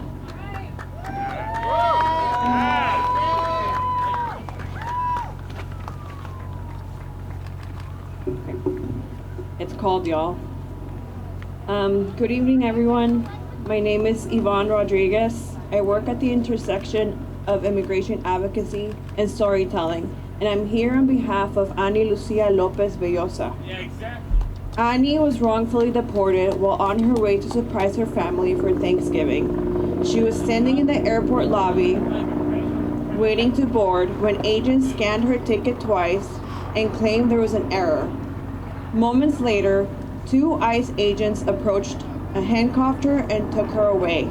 She spent the night in detention, and less than 24 hours later, she was deported to Honduras, a country facing deep instability and a place she has not called home since she was 8 years old.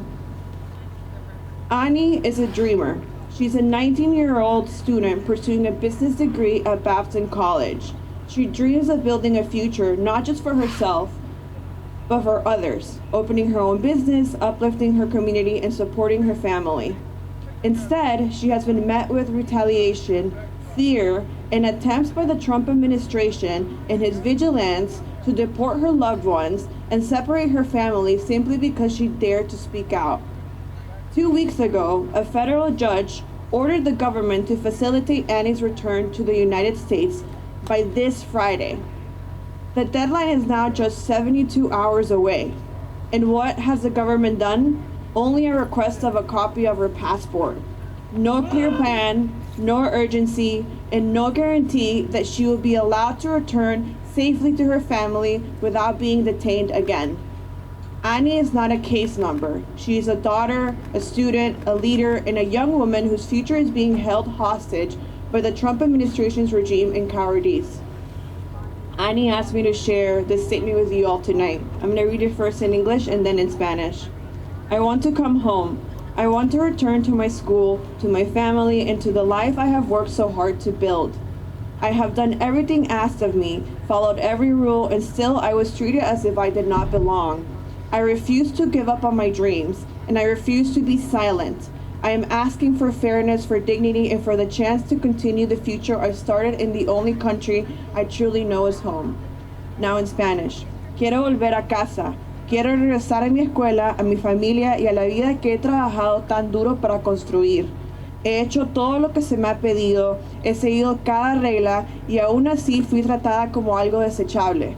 Me niego a renunciar a mis sueños y me niego a guardar silencio. Estoy pidiendo justicia, dignidad y la oportunidad de continuar el futuro que comencé en el único país que es mi hogar. The government has a court order. The clock is ticking, 72 hours. And we will not stop speaking until Annie is brought home. Thank you.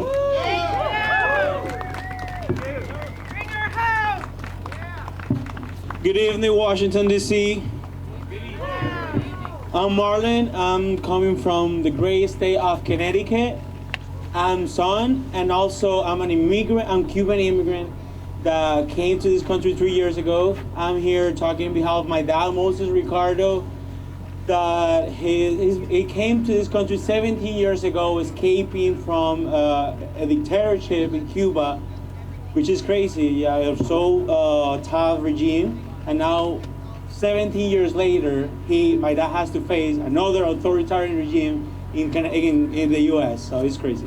So 17 years later, my dad has been here working so hard, doing his best, fighting with the fire in California, helping people in the hurricane in North Carolina.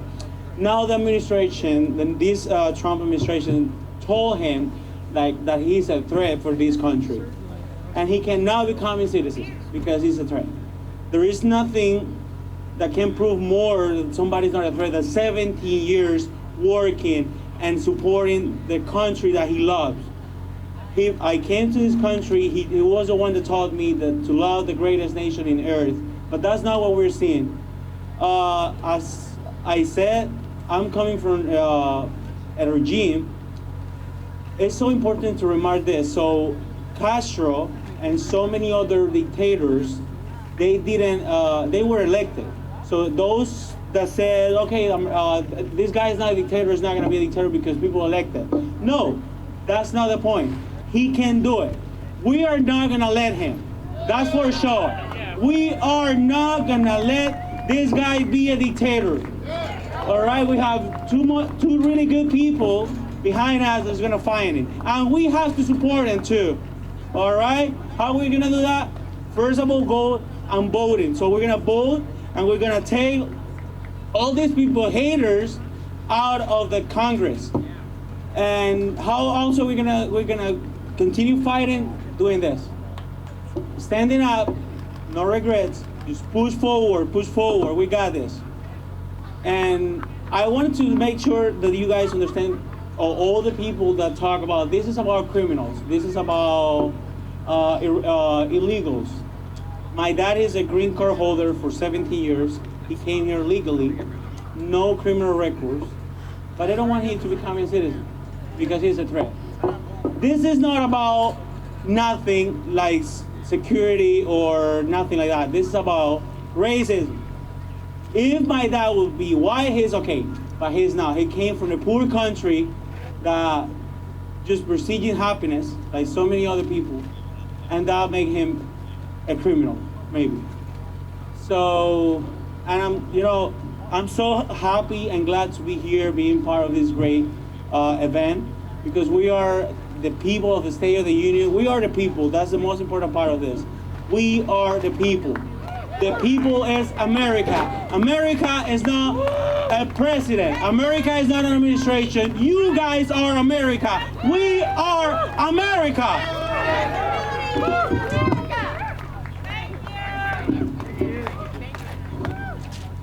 Hello. Good evening, people. It's been quite a marathon, right? I am Dr. Troy Jacobs. I am a pediatrician. I have had the joy and honor of being a pediatrician for 30 years, providing high quality care, primary health care to children in the United States and around the world.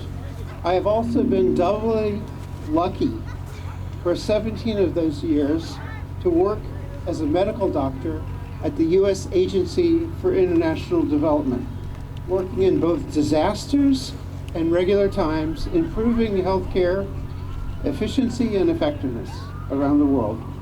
Unfortunately, this all came to an abrupt end in February of 2025 when I was in Ethiopia while ensuring that life-saving child health care occurred.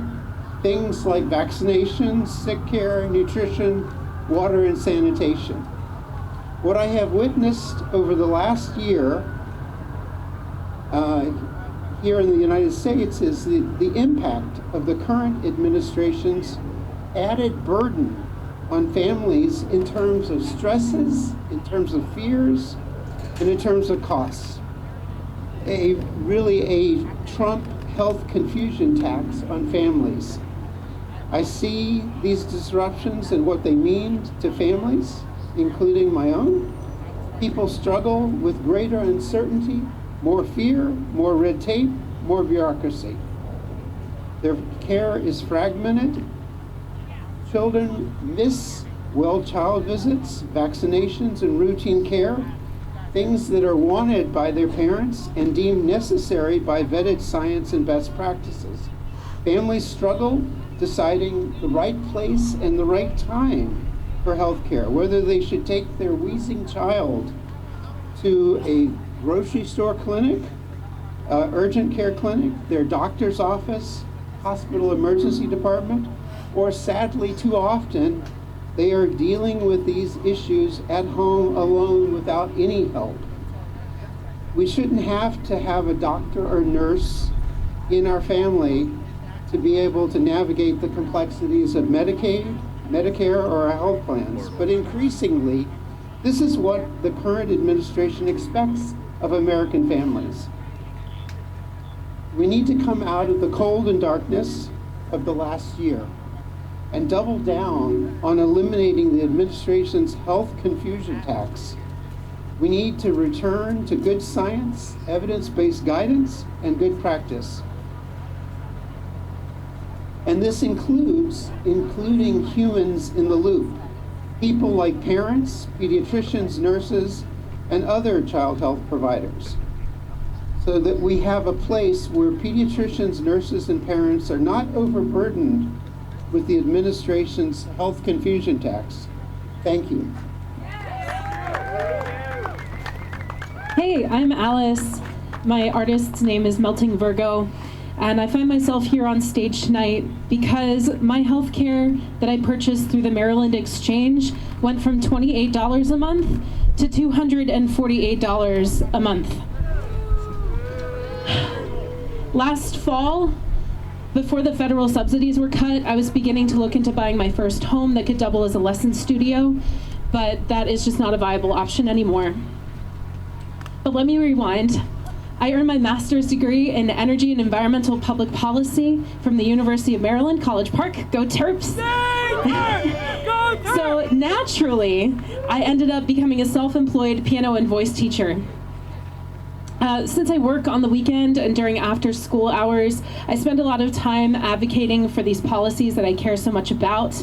And sometimes my students take notice when I come back a little sweaty. And one of them said to me one time, "Wait, we can do something about climate change?" She's 12, and she didn't know. And that made my blood boil. A 6-year-old just the other day turned to me and said, "People are bad for the planet." I had to tell her, no, people aren't bad for the planet, but there are some people who are bad for the planet, and that is the billionaires who profit off of keeping us sick. They pollute our communities, predominantly Black and brown communities, and then they make us pay the price. This administration is removing every single safety net imaginable just to turn around and give corporate welfare to the Epstein class. Every time federal lawmakers say that we don't have money to fund public services like healthcare, they are lying. We can make high-quality healthcare, education, transportation, and housing accessible for everybody. We can balance our relationship with our environment through indigenous leadership, and we must liberate everyone who's been abducted by ICE. This takes revolutionary optimism, and it also needs real-world organizing, which is why I recently joined my local chapter of the Democratic Socialists of America. No more doom scrolling. We must show up and create hope. One of the best ways I've found to create hope is to sing. I have a song that I wrote last summer in solidarity with our neighbors who are being abducted by ICE. It is in English and Spanish at the same time, and it needs some crowd participation, so I hope that you'll join me. And I'll also invite Joy up quickly to get this song going. And I'm putting her on the spot. She's never heard this song before. Okay, so I need you to hold down the underlying chant. We're gonna do that in English, okay? It goes, they cannot imprison us all, they cannot imprison us all, they cannot imprison us all, they cannot imprison us all, they no pueden encarcelarnos a todas, no pueden encarcelarnos a todas, no pueden encarcelarnos a todas. No pueden encarcelarnos a todas. No pueden encarcelarnos a todas. No pueden encarcelarnos a todas. No pueden encarcelarnos a todas. No pueden encarcelarnos a todas. Imprison us all, they cannot imprison us all. Woo! Okay! I think I did okay. You did amazing. Okay, yes. You get an A. I don't give grades though. We just go on vibes, and the vibes were immaculate. Thank you so much. Thank you very much. Let's give another round of applause to all of these amazing assets to the community of the United States of America. This is what we want. Here's my suggestion. Maybe we should deport Donald Trump. Yeah! What do you think? Keep all of these beautiful people and deport Trump. Katie Bang, how are we going to end this beautiful, wonderful evening? We're telling everybody who's here, well, first of all, Joy and I want to say the following. We want to say thank you to the members of the press that are here, that have been here in the cold, documenting this. This is important. So we appreciate all of you that are here, that have been here. We also appreciate all of you diehards that have stayed here, and everybody who's watching us on the live streams. Go to SOTU.org for what? No King's Day 3.0, March 28th. Thank you for being here. I'm Katie Fang. I'm Joy Ann Reed. And this is the People's State of the Union. Good night, everybody. Thank you for being here. Thank you. Good night. And thanks to the Midas Touch and Move On.